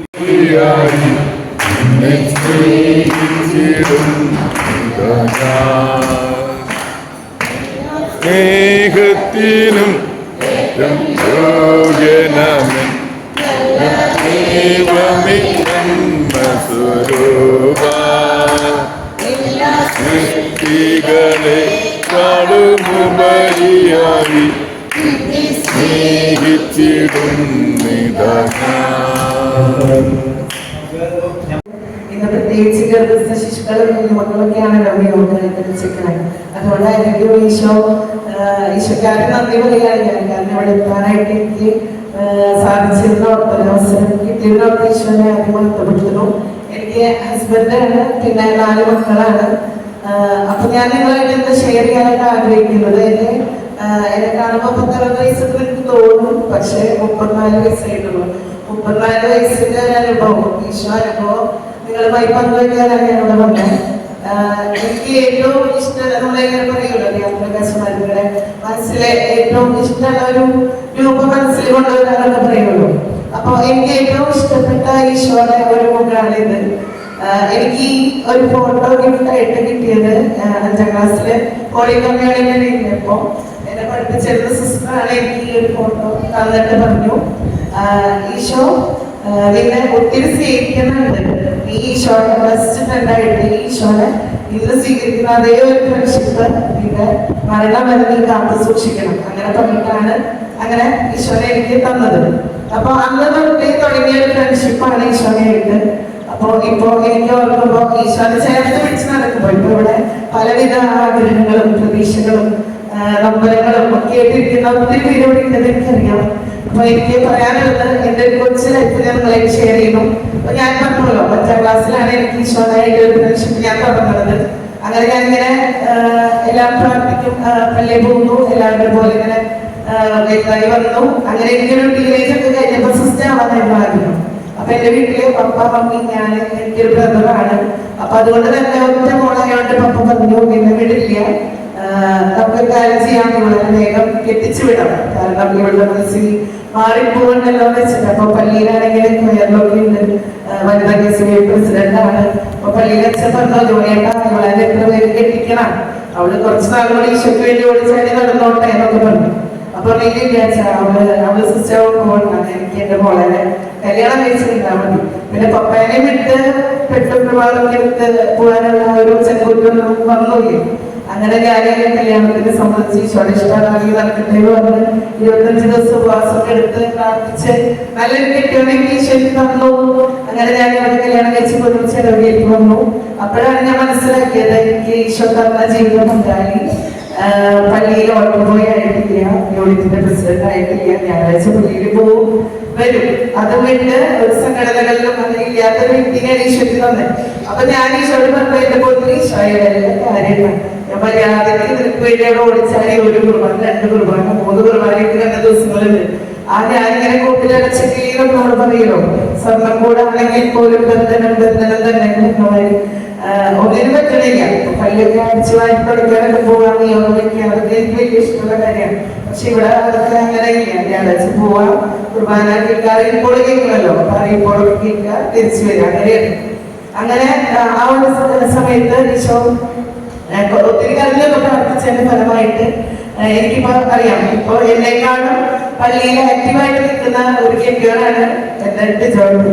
അതായത് പള്ളിയുടെ യൂട്യൂബ് ചാനലാണ്. അതുപോലെ കൈകാരനായിരുന്നു, 2 വർഷം പഠിപ്പിച്ചിട്ട് കൈകാരനായിരുന്നു. അതുപോലെ പ്രസംഗമൊക്കെ എന്നെക്കാളുടെ സൈഡൊക്കെ പ്രസംഗമൊക്കെ പറഞ്ഞ് ഇപ്പൊ ജോലി പഠിപ്പിച്ചിരുന്ന പല ടീച്ചേഴ്സും വന്നിട്ട് എന്നോട് പറഞ്ഞു, പണ്ടൊക്കെ ബൈബിള് വായിക്കാൻ പറഞ്ഞ മുങ്ങി നടക്കുന്ന കെട്ടികളായിരുന്നില്ല, ഇപ്പൊ എങ്ങനെ അവരിങ്ങനെ ധൈര്യശാലിയായി, എങ്ങനെ അവരിങ്ങനെ മാറ്റം വന്നു. അതിനെനിക്ക് ഓരോരുത്തരുള്ള ഈശോ, നമ്മളെ ഈശോയുടെ അടുത്ത് കണ്ണീരൊഴുക്കി പ്രാർത്ഥിച്ച ഈശോ അത് കൈവിടില്ലെന്ന് എനിക്ക് ഉറപ്പാണ്. എന്റെ ഇത്രയും നാളത്തെ അനുഭവം വെച്ച് പറയാനുള്ളത്. പിന്നെ എനിക്ക് ഭയങ്കരമായിട്ട് ഹെൽത്ത് കാര്യങ്ങളൊക്കെ ആയിരുന്നു. അപ്പൊ എന്നോട് ഡോക്ടർ പറഞ്ഞു മക്കളുണ്ടാവേണ്ട കാര്യമൊക്കെ ബുദ്ധിമുട്ടാണ്, ഇയാൾക്ക് ഭയങ്കര ഹൈ PCOD ആണ്, അങ്ങനെയൊക്കെ പറഞ്ഞ ഇപ്പൊ 4 മക്കളെ തന്നെ ഈശോ അനുഗ്രഹിച്ചു. ഇപ്പോൾ ഞാൻ പ്രസവം നിർത്തിയില്ല, 4 മക്കളുണ്ട്. അതിലെ ഈ പരമാവധി പറയുമല്ലോ സ്വർഗത്തിലേക്കുള്ള വഴി ഞെരുക്കമുള്ളതാണെന്ന് പറയുന്ന പോലെ ഒത്തിരി സഹനങ്ങളിലൂടെ കടന്നുപോയി. എന്നെ കാണുന്ന ഡോക്ടേഴ്സ് ഇപ്പോഴും പറയാറുണ്ട്. ഡോക്ടർ സുനിത നമുക്ക് അറിയുന്ന ഓക്സ്ഫോർഡിലെ ഗൈനക്കോളജിസ്റ്റ് ആളിപ്പോഴും ഇപ്പൊ കഴിഞ്ഞ 1 ആഴ്ച കൂടി എന്നെ കണ്ടപ്പോ പറഞ്ഞു പിന്നെ ജീവനോടെ ഞാൻ കാണുന്നത് വിചാരിച്ചിട്ടില്ല. കാരണം എനിക്ക് 4ാമത്തെ കൊച്ചിനെ 8 മാസമായിട്ടുണ്ടായിരുന്നു. രാവിലെ കൊയലൊക്കെയുള്ള പാട്ടൊക്കെ പാടി നോർമൽ ചെക്കപ്പിന് വേണ്ടി പോയതാണ്. അപ്പൊ ഡോക്ടർ പറഞ്ഞു ഹൈ പ്രഷറാണ് തന്നെ, നീ ഇന്ന് പോകുന്ന സ്കൂളിലേക്ക് വിളിച്ച് പറഞ്ഞോ, ലീവ് വിളിച്ച് പറഞ്ഞോ. അങ്ങനെ ലീവൊക്കെ വിളിച്ച് പറഞ്ഞ് അഡ്മിറ്റായി നോക്കിയപ്പോ BP നമുക്കറിയാലോ 120 ആണ് നോർമലെങ്കിൽ എനിക്ക് 300 പോകാണ്. ചിരിച്ചിട്ട് പാട്ടൊക്കെ പാടി വന്ന ആളാണ്, പക്ഷെ BP ഹൈ ആണ്. അങ്ങനെ ഡോക്ടർ പറഞ്ഞു 8 മാസമായിട്ടോളം പറഞ്ഞില്ല, ഇത് നമുക്ക് പുറത്തെടുത്തേ പറ്റുള്ളൂ എന്ന് പറഞ്ഞു. അങ്ങനെ ഡോക്ടർ പറഞ്ഞു ഇവിടെ നിങ്ങൾ ഫെസിലിറ്റീസ് ഇല്ലാത്തതുകൊണ്ട് നിങ്ങൾ മിഷനിലേക്ക് പൊക്കോ എന്ന് പറഞ്ഞു. അങ്ങനെ ഡോക്ടർ ആംബുലൻസിലേക്ക് കയറ്റി വിട്ട് മിഷൻ ഹോസ്പിറ്റലിലേക്ക് എനിക്കറിയായിരുന്നു നമ്മുടെ ചങ്ങായിട്ടുള്ള കൂട്ടുകാരൻ. അതിപ്പോ എനിക്ക് എന്റെ ഏജിലാണ് എന്റെ ഈശ്വരിക്കണമെങ്കിൽ ഇവിടെയുള്ള അമ്മച്ചിമാരുടെ ഏജിൽ ഈശ്വരനെ എടുക്കാം. നിങ്ങളിങ്ങനെ എന്താ പറയാ ഒരു മറയൊന്നും വേണ്ട. ഈശോ നമ്മുടെ ബെസ്റ്റ് ഫ്രണ്ട് ആയിട്ടിരുന്ന എല്ലാ പ്രശ്നത്തിനും സൊല്യൂഷൻ. അപ്പൊ ഈശോ പറഞ്ഞു നീ പേടിക്കേണ്ടത്, നീ ആംബുലൻസിൽ തന്നെ കയറിയിട്ടില്ല, അതുകൊണ്ട് നിങ്ങൾക്ക് കയറ്റിയത് ഞാൻ. അങ്ങനെ ആ ഒരു ധൈര്യത്തില് അവിടെ ചെന്നിറങ്ങി ഡോക്ടേഴ്സ് പറഞ്ഞ എന്തായാലും നമുക്ക് സിസേറിയൻ ചെയ്ത് കുഞ്ഞിനെ എടുക്കേണ്ടി വരും, ഉറപ്പാണ്. 8 മാസമല്ലേ ആയിട്ടുള്ളൂ. അപ്പൊ ഈ വെട്ടിന്റെ ഇങ്ങനെ കുഞ്ഞി വണ്ടിയൊക്കെ വന്ന് നിൽക്കുന്നത് എനിക്ക് കാണാം. കുഞ്ഞിനെ എങ്ങനെയാണ് പുറത്ത് വരുന്നതെന്ന് അറിയില്ല. 8 മാസമായി കുഞ്ഞിയാണ്. അപ്പൊ കുഞ്ഞിനെ ആ ബോക്സിൽ ഇട്ടിട്ട് എനിക്ക് വെട്ടി കൊണ്ടുപോകാനൊക്കെ റെഡി ആയിരിക്കും. ആ സമയത്ത് ഈശോയുടെ വലിയൊരു അഭിഷേകം എന്ന് പറഞ്ഞോളം ചേച്ചി നേരത്തെ സാക്ഷ്യത്തിൽ പരിപാടി ഹോളി കമ്മ്യൂണിയിൽ വേണമെന്ന് ഞാൻ പേര് കൊടുത്തു. അപ്പൊ അവിടുത്തെ സിസ്റ്റേഴ്സ് ഒക്കെ എന്തെങ്കിലും നോക്കാം. ലേബർ റൂമിൽ കാലങ്ങളായിട്ട് അങ്ങനെ ആരും ഈശോനെ ചോദിക്കാറില്ല, അത് എനിക്കറിയില്ലല്ലോ. അപ്പൊ രാവിലെ തന്നെ ഈശോനെ കിട്ടിയിട്ടുണ്ട്. ആ ഒരു വിശ്വാസം ഞാനിങ്ങനെ ഈശോ ഇങ്ങനെ പ്രാർത്ഥിച്ചിരുന്ന് ഞാൻ കരുതിയിരുന്ന ബെഡിൽ തന്നെ മോനെ ഡെലിവറി ചെയ്തു. ഡോക്ടേഴ്സ് ഒക്കെ കണ്ടുപോയി സിസേറിയനൊക്കെ കൊണ്ടുവേണ്ടി വരുന്ന ആ മോനോട് ഒരു കുഴപ്പമില്ല, എല്ലാ കുട്ടികളും നോർമൽ ബേബീസ് എങ്ങനെ ചെയ്യുന്നു അതുപോലെ കൈയും കാലൊക്കെ കടിച്ച് പാലൊക്കെ കുടിച്ച് തന്നപ്പോൾ ഡോക്ടർ വണ്ടിയൊക്കെ വിട്ടോ, കുട്ടി ഇവിടെ ഓക്കെയാണെന്ന് പറഞ്ഞു. അപ്പൊ അങ്ങനെ ഈശോ നമ്മുടെ ഏതൊരു ആവശ്യവും ഉള്ള കയ്യിൽ ഈശോ കൊണ്ട് നടക്കും. അതുപോലെ തന്നെ എന്റെ ജോലിയുടെ കാര്യം വന്നപ്പോഴും എനിക്ക് എന്റെ നമ്പർ 47 ആയിരുന്നു. അപ്പൊ അതായത് 47 പ്രണയുണ്ട്. 46 വരെയുള്ള ആൾക്കാരെ ജോലിയിൽ വെച്ചു. 47 ആളായിട്ട് എനിക്ക് എവിടെയാണ് കിട്ടാന്ന് കാത്തു നിൽക്കുന്ന എന്താണ് പറയണത്. ഇപ്പൊ തൽക്കാലമുള്ള വേക്കൻസികളൊക്കെ കഴിയുന്നു, ഇത് തിരിച്ചു പോകുമ്പോ എന്ന് പറയണം. അപ്പൊ എനിക്ക് തോന്നുന്നു ഏകദേശം രാത്രി 9 മണിക്ക് ആയിട്ട് രാവിലെ വന്നിരിക്കുകയാണ്. ഈ അപ്പോയിന്റ്മെന്റിൽ വിളിക്കാതെ അറിയാൻ ആകാംക്ഷയായിട്ട് നമ്മള് ഭക്ഷണമൊന്നും കഴിക്കാൻ എനിക്ക് പോയില്ല. പോയതൊക്കെ ഞാൻ വിളിച്ചാലോചിച്ചിട്ട് ഇങ്ങനെ കാത്തിരുന്നു. പക്ഷെ 9 മണിയായപ്പോ പറയാൻ ഇല്ല, എനിക്ക് ഇല്ലാത്ത പോകുമ്പോഴുള്ളൂ. അപ്പൊ ഞാൻ പറഞ്ഞിങ്ങനെ ഈശോയുടെ മുന്നിലേക്ക് കരഞ്ഞിട്ട് ഇങ്ങനെ പറഞ്ഞിട്ട് നേരെ കൊതിപ്പിച്ചിട്ട് വെറുതെ കിടപ്പ് വരണ്ടി കൊത്തില്ലേന്നൊക്കെ പറഞ്ഞ് കരഞ്ഞ് പ്രാർത്ഥിച്ചിട്ട് ഇങ്ങനെ പോകുന്നു. പക്ഷെ 1 മാസം കഴിഞ്ഞ് ഈശോ എനിക്ക് ഇവിടെ ആർട്ട് സെന്ററിലുള്ള സെന്റ് CPSലാണ് ഞാൻ വർക്ക് ചെയ്യണം. അവിടെ എനിക്ക് ഇവിടുന്ന് 9 കിലോമീറ്റർ 2 വീലറിൽ പോകാനുള്ള ദൂരത്തിലല്ലേ ജോലി ഈശോ ക്രമീകരിച്ച് തന്നു. പക്ഷെ ഞാൻ പിന്നീടാണ് അറിയണത്, ഞാൻ അന്വേഷിച്ച് നോക്കിയപ്പോ 46 നമ്പർ വരെയുള്ള ഭൂരിഭാഗം പേരും പരതപ്പള്ളി വടാനപ്പള്ളി ആ ഭാഗത്തേക്ക് പോയിക്കൊണ്ടിരിക്കുമ്പോ മണ്ണപ്പേട്ട ഭാഗത്തൊക്കെ പോകുമ്പോ എനിക്ക് എന്റെ ഹോളി മാസം കഴിഞ്ഞ് വീട്ടിലെ കാര്യങ്ങളൊക്കെ ചെയ്ത് 9 മണി 9:15 ഇറങ്ങിയാലും 9:30 എത്താവുന്ന ഒരു സ്ഥലത്തേക്ക് ഈശോ എന്നെ ക്രമീകരിക്കുകയായിരുന്നു എന്നുള്ളത് നല്ലതാണ്. ഈശോ പറയുന്നത് മനസ്സിലാണ്. ഇതിനെക്കുറിച്ച് എനിക്കൊരു പദ്ധതി ഉണ്ട്. ഇതിന്റെ നാശത്തിനല്ല ക്ഷേമത്തിനുള്ള പദ്ധതി എന്ന് പറയുന്ന പോലെ എന്നെ മാറ്റി നിർത്തിയത് നല്ലതിനാണ് എന്ന് ഞാൻ തിരിച്ചറിയുമ്പോ നമുക്ക് ആ ഒരു മാസം കൂടെ നമ്മൾ എഴുതിക്കൊണ്ട് പറ്റിച്ചില്ലെന്നൊക്കെ പറഞ്ഞത്. പക്ഷെ എനിക്കിപ്പോഴും പറയാൻ പറ്റും, ഈശോനെ നിങ്ങൾ ചേർത്ത് പിടിച്ച് നിങ്ങൾ ഒരു സ്തുതിക്കും പ്രാർത്ഥനയൊന്നും അറിഞ്ഞില്ലെങ്കിൽ പോലും ഈശോനെ കെട്ടിപ്പിടിച്ച് കരഞ്ഞ് ഈശോയുടെ പറഞ്ഞ ഈശോ ഇടപെടും, ഉറപ്പായിട്ടും ഇടപെടും. അതുപോലെ തന്നെ എനിക്ക് 3ാമത്തെ മകന്റെ ഡെലിവറിയുടെ സമയത്ത് ഇതുപോലെ തന്നെ അത് ഇവിടെ ചൂണ്ടൽ തന്നെയായിരുന്നു ഡെലിവറി ഉണ്ടായിരുന്നത്. അതിനും ഇതുപോലെ എനിക്ക് BP ഇഷ്യൂ ഉണ്ടായിരുന്നു. BP എന്ന് വെച്ച് കഴിഞ്ഞാൽ ആ സമയത്ത് ഓട്ടോമാറ്റിക് നമ്മുടെ ഹോർമോണുകൾ ചേഞ്ച് ഓട്ടോമാറ്റിക് കൂടുതലാണ്. പക്ഷെ ആ സമയത്ത് സ്വന്തമായിട്ട് പറയുന്നത് എനിക്ക് കേൾക്കാം, ഇവിടെ BP നോർമൽ ആവാണ് സിസേറിയൻ ചെയ്യേണ്ടി വരും, അത് 3ാമത്തെ ഡെലിവറിക്ക്. അതിന് ഇതുപോലെ ഈശോനെ സ്വീകരിക്കാൻ വേണ്ടി ഈശോനെ കൊണ്ടുവന്നു റൂമില്. അപ്പൊ ദീപികാരനെ സ്വീകരിച്ച സമയത്ത് തൊട്ട് BP നോർമലിലേക്ക് വന്നുകൊണ്ടിരിക്കുകയായിരുന്നു. അപ്പൊ ഡോക്ടർ വിഷയം ഇങ്ങനെ വലിച്ചെറിയുന്നുണ്ട്, വേറെ കൊണ്ടുപോയി പെട്ടെന്ന് ഹൈത്തിൽ ഓയായ. അപ്പൊ അങ്ങനെ അവിടെ ഇൻചാർജ് സിസ്റ്റർ പറഞ്ഞു, എന്റെ സുന്ദരമായിട്ട് അങ്ങനെ എല്ലാവരും വിളിച്ചെടുത്തിട്ട് കാര്യമില്ല, അവളെ സ്വീകരിച്ചേക്കുന്നത് നിങ്ങളുടെ ഈശോയാണ്. ഇനി പ്രസവം വേണമാണ്, അവളുടെ BP കൂടില്ല എന്ന് പറഞ്ഞു. അതുപോലെ തന്നെ അത് നോർമൽ ഡെലിവറി ആയിരുന്നു. നല്ലൊരു കുഞ്ഞിനെ ഈശോ നൽകി അനുഗ്രഹിച്ചു. അന്നാണ് ഞാൻ ഈശോയ്ക്ക് വാക്ക് കൊടുത്തത്. അവരിപ്പോ 9 വയസ്സായി. അത്രയും നാളെന്ന് വെച്ച് കഴിഞ്ഞാൽ കുർബാനയില് ഈശോയുടെ ഫ്രണ്ട്ഷിപ്പൊക്കെ ഉണ്ടെങ്കിൽ പോലും ദിവ്യകാരുടെ ഈശോയോടുള്ള ഒരു അറ്റാച്ച്മെന്റ് ആ 3ാമത്തെ മകന്റെ ഡെലിവറി സമയത്താണ് ഞാൻ ഈശോനെ ദിവ്യകാരത്തിൽ ഈശോ ഉണ്ട് എന്നൊരു വലിയൊരു അനുഭവം എനിക്ക് ഈശോ തന്നത്. അന്ന് മുതൽ ഇന്നിപ്പോ മകന് 9 വയസ്സായി. 9 വർഷമായിട്ടും വിശുദ്ധ കുർബാന മുടങ്ങാതെ ദൈവാനുഗ്രഹത്താൽ എനിക്ക് ഇതുവരെ എത്താൻ പറ്റി. പലപ്പോഴും ഞാൻ ഇവിടെ വരാറുണ്ട്. ഞാനൊരു ദിവസമായി പോകണം ഹോളിമാസർക്ക് ഇവിടെയിലേക്ക് ഹോളിമാസർക്ക് വരാറുണ്ട്. അപ്പൊ എനിക്ക് നിങ്ങളോട് പറയാനുള്ളത്, എന്റെ കുഞ്ഞൊരു ജീവിതത്തില് ഇതുവരെ ഈശോ എന്റെ ആഗ്രഹങ്ങളൊക്കെ ഞാൻ ഇപ്പോഴും പറയാം, ഒരു കള്ളത്തരമില്ലാതെ പള്ളിയുടെ അടുത്താണെന്നുള്ളത് എനിക്ക് പറയാം. എന്റെ ഇതുവരെയുള്ള എന്റേതായ ആവശ്യങ്ങൾ ഇപ്പൊ നമ്മളിപ്പോ 50 ലക്ഷത്തിൽ ലോട്ടറി അടിക്കണം അങ്ങനത്തെ ആഗ്രഹങ്ങളല്ല എങ്കിൽ പോലും നമ്മുടേതായ പേഴ്സണലായിട്ടുള്ള എല്ലാ വിഷമങ്ങളും ഈശോനെ ചേർത്ത് ചോദിച്ച ഈശോ തരും. തരാതെ പക്ഷെ മാറ്റി വെക്കുന്നുണ്ടെങ്കിൽ അത് നമ്മുടെ എന്തെങ്കിലും നന്മയ്ക്കായിട്ടാണ്. അതാണ് എനിക്ക് നിങ്ങളോട് പറയാനുള്ളത്. ഈ ഒരു സമയത്ത് നിങ്ങളെല്ലാവരും എന്നെ കേട്ടതിനും ഒത്തിരി നന്ദി പറയാണ്. മറ്റു മലമാതാവിന്റെ പള്ളിയിൽ വരാനായിട്ട് സാധിച്ചതിനോർത്തും ഒക്കെ ഈശോയ്ക്ക് നന്ദി പറയാണ്. നിങ്ങളുടെ പ്രാർത്ഥനയിൽ ഞങ്ങളെ ഓർക്കണം. ഈ പറഞ്ഞമാതിരി ഞാൻ പറഞ്ഞല്ലോ, ഞാൻ കൂട്ടിയടിച്ചെടുക്കുകയായിരുന്നു. പക്ഷെ ആ ഒരു പീരീഡിനെ ഈശോ തുറന്നു വിട്ടപ്പോ പള്ളിയുടെ കാറ്റീസത്തിലുണ്ട് ഇപ്പൊ ഞാൻ, അതുപോലെ മാതൃവേദിയിലുണ്ട്, പള്ളിയുടെ കൊയറിലുണ്ട്. ഇപ്പൊ പറഞ്ഞമാതിരി മറ്റൊരു ഫാമിലി സ്ട്രീമിന്റെ ലീഡറാണ്.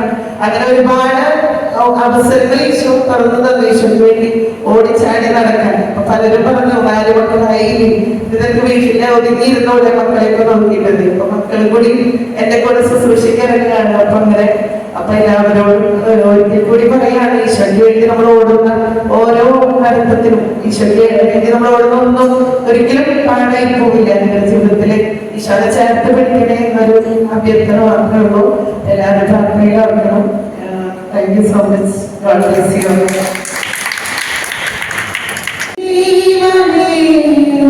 നന്ദി ഈശോപരാ,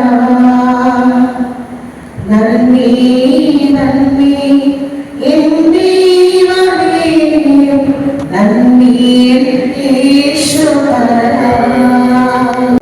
നമ്മുടെ നാട്ടിലുള്ള നമ്മുടെ വീട്ടിലുള്ള ആൾക്കാർ ശുശ്രൂഷ ചെയ്യാനാണ് ഏറ്റവും കൂടുതൽ ഫലം എന്നുള്ളതാണ് കർത്താവിന്റെ സന്ദേശം. നമ്മുടെ ഇടവയ്ക്ക് വേണ്ടി നമ്മളല്ലാതെ മറ്റാരാണ് പ്രാർത്ഥിക്കുന്നത്? എന്നോട് ദൈവം പറഞ്ഞിരിക്കുന്ന ഒരു ചിന്ത അതാണ്, നമുക്ക് വേണ്ടി പ്രാർത്ഥിക്കാൻ നമ്മൾ തന്നെയാണ്. നമ്മുടെ പ്രാർത്ഥനയാണ് ഏറ്റവും ശക്തമായിട്ട് സ്വർഗത്തിലേക്ക് കരയേറ്റാനായിട്ട് സാധിക്കുകയും ചെയ്തു തന്നിരുന്നു. അവിടുത്തെ ഇതായിരുന്നു നമ്മള് യോന പ്രവാചകൻ നിനിവേയിലേക്ക് പോകാനായിട്ട് പറഞ്ഞപ്പോൾ അവിടുന്ന് സമ്മതിച്ചില്ല. അദ്ദേഹം എവിടെ കാഷ്കേഡ് എന്ന സ്ഥലത്തേക്ക് ദൈവം പറയുന്നത് അനുസരിക്കാതെ പോവുകയാണ്. അങ്ങനെ പിന്നെ നിങ്ങൾക്കറിയാം അതിന്റെ കഥകളൊക്കെ. കപ്പലിൽ നിന്ന് പിന്നെ അദ്ദേഹം കപ്പലിലാകെ പ്രശ്നങ്ങളായി. അവിടുന്ന് പിടിച്ച് അദ്ദേഹത്തെ വെള്ളത്തിലേക്ക് എടുത്തിട്ടു. വെള്ളത്തിൽ നിന്ന് സ്രാവ് എടുത്തുകൊണ്ട് അദ്ദേഹത്തെ കൊണ്ട് 3 ദിവസമൊക്കെ യാത്ര ചെയ്ത് പിന്നെ അവസാനം കരയിൽ കൊണ്ടുപോയി ഛർദ്ദിച്ചതായിട്ട് നമ്മൾ കഥ കേട്ടിട്ടുണ്ട്. ഈ കഥ എന്തുകൊണ്ടാണ് കർത്താവിനെ കേൾപ്പിങ്ങനെ എന്നിലേക്ക് കൊണ്ടുവന്നതെന്ന് ഞാൻ ചിന്തിക്കുകയല്ലേ. അപ്പൊ എനിക്ക് കിട്ടിയ ചിന്ത ഇത്രയേ ഉള്ളൂ. നമ്മുടെ എല്ലാ ആഴ്ചയിലും നമ്മളിവിടെ കടന്നു വന്ന് പ്രാർത്ഥിക്കാനായിട്ട് കടന്നു വരുന്നു. ഇന്ന് നമ്മുടെ ദേശത്തിന് വേണ്ടി ശക്തമായിട്ട് പ്രാർത്ഥിക്കാൻ തിരഞ്ഞെടുത്തിരിക്കുന്ന ഒരു സമൂഹം തന്നെയാണ് നമ്മൾ. നമ്മുടെ ഈ മറ്റു ഇടവയ്ക്ക് വേണ്ടി ദേശത്തിന് വേണ്ടി പ്രാർത്ഥന വളരെ അത്യന്താപേക്ഷിതമായി ആയിക്കൊണ്ടിരിക്കുന്ന ഒരു കാലഘട്ടത്തിലൂടെ കടന്നു പോകുന്നു.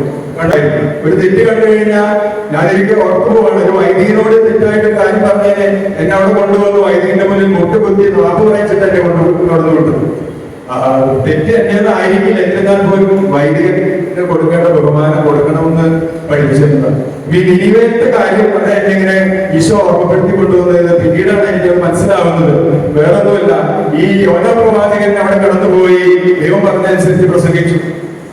അവിടെ പ്രസംഗിച്ച് അവരോട് പറഞ്ഞു, നിങ്ങൾ വേഗം ഈ ദേശം നശിപ്പിക്കാൻ പോവുകയാണ്, നിങ്ങൾ വേഗം പരിതപിക്കണം, ഇല്ലെങ്കിൽ ദേശം നശിപ്പിക്കുന്നവരുണ്ട്. അങ്ങനെ വേഗം കേട്ടു. നിരവധി കേട്ടതുകൊണ്ട് അവരതുപോലെ വിശ്വസിച്ചു. അത് അവിടുത്തെ രാജാവും എല്ലാവരും തന്നെ അത് ഒരുപോലെ അത് അനുസരിച്ചത് കൊണ്ട് ആ ദേശത്തെ ദൈവത്തിന്റെ തിന്മയിൽ നിന്നും അവരെ രക്ഷിക്കുന്നതായിട്ട് കാണുന്നുണ്ട്. പ്രിയപ്പെട്ടവരെ, ഇന്ന് നമ്മൾ ഓരോരുത്തരോടും കർത്താവ് തന്നെ പറയുന്നു. ഞാനിത് കുറച്ച് ആഴ്ചകൾക്ക് മുന്നെയാണ് ഇവരോട് പറഞ്ഞു, ജീസസിന്റെ സഹോദരോട് പറഞ്ഞു, നിങ്ങൾ ശുശ്രൂഷ ചെയ്യണം. ഞങ്ങൾ ആഗ്രഹമുണ്ട്, ഞങ്ങളും ഇതുപോലെ ശുശ്രൂഷ ചെയ്യും. അപ്പൊ ഇതിന്റെ ഇടയ്ക്ക് 1000 ജപമാല കടന്നു വന്നു. ഒരു ശുശ്രൂഷകര് ഒരാഴ്ചയിലൊക്കെ കടന്നു. കഴിഞ്ഞ ആഴ്ചയിൽ സിസ്റ്റർ കടന്നു വന്നു. പ്രിയപ്പെട്ടവരെ, എന്തൊക്കെ തന്നെയായാലും ഇതിന്റെയൊക്കെ നമുക്ക് പരിണതഫലം എന്ന് പറയുന്നത് നമ്മുടെ വിശുദ്ധീകരണം തന്നെയാണ്. ഇത് തുടക്കം മുതലേ സഹോദരങ്ങളുടെ ശുശ്രൂഷ ഈശോയെ കേന്ദ്രീകരിച്ചിട്ടുള്ളതായിരുന്നു. ആരാധന ഈശോയെ ദിവ്യകാരുണ്യ നാഥന്റെ സന്നിധിയിലേക്ക് സമർപ്പിച്ചുകൊണ്ടുള്ള ഒരു ആരാധന, അത് ഓരോ സാക്ഷ്യത്തിലും നമുക്ക് കാണാൻ സാധിച്ചിരുന്നു. ആ ക്യാൻസറിന്റെ ബ്ലഡ് ക്യാൻസറിന്റെ സാക്ഷ്യത്തിൽ നമ്മൾ കേട്ടു, ഈ സഹോദരന്റെ സാക്ഷ്യത്തിലും കേട്ടു. ഈശോയുടെ ദിവ്യകാരുണ്യ നാഥന്റെ ആ സന്നിധിയിൽ നമ്മൾ ഇരുന്ന് പ്രാർത്ഥിക്കുമ്പോഴൊക്കെ കർത്താവിന്റെ അത്ഭുതകരമായിട്ടുള്ള ഒരു വിടുതൽ ലഭിക്കുന്നു.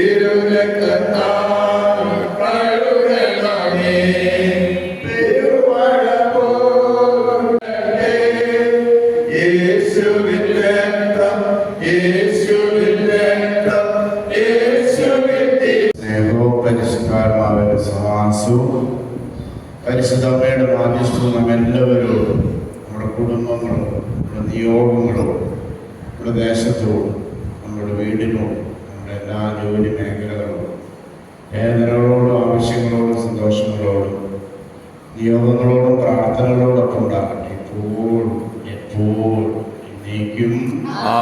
ഈശ്വരശിവായ്ക്ക് സ്തുതിയായിരിക്കട്ടെ. ഈശ്വരശിവായ്ക്ക് സ്തുതിയായിരിക്കട്ടെ. ഈശ്വരശിവായ്ക്ക് സ്തുതിയായിരിക്കട്ടെ. ഓരോ ശനിയാഴ്ചകളായിട്ട് നമ്മുടെ സേവേട്ടൻ ജോൺസേട്ടൻ ഇവരെ ചേച്ചിമാരൊക്കെയാണ് ഏറ്റെടുത്ത് എല്ലാ ആഴ്ചയിലും എല്ലാ ദിവസവും രാത്രിയിലും ജപമാല അങ്ങനെയുള്ള കാര്യങ്ങളൊക്കെ നടത്തിക്കൊണ്ടുകൂടെ ഇങ്ങനെ അഭിഷേകം നടച്ചുകൊണ്ടിരിക്കുന്നവരുടെ പ്രാർത്ഥനയാണ്. ഇവരെയും സമർപ്പിച്ച് പ്രാർത്ഥന എന്ന് പറഞ്ഞ പറയുമ്പോൾ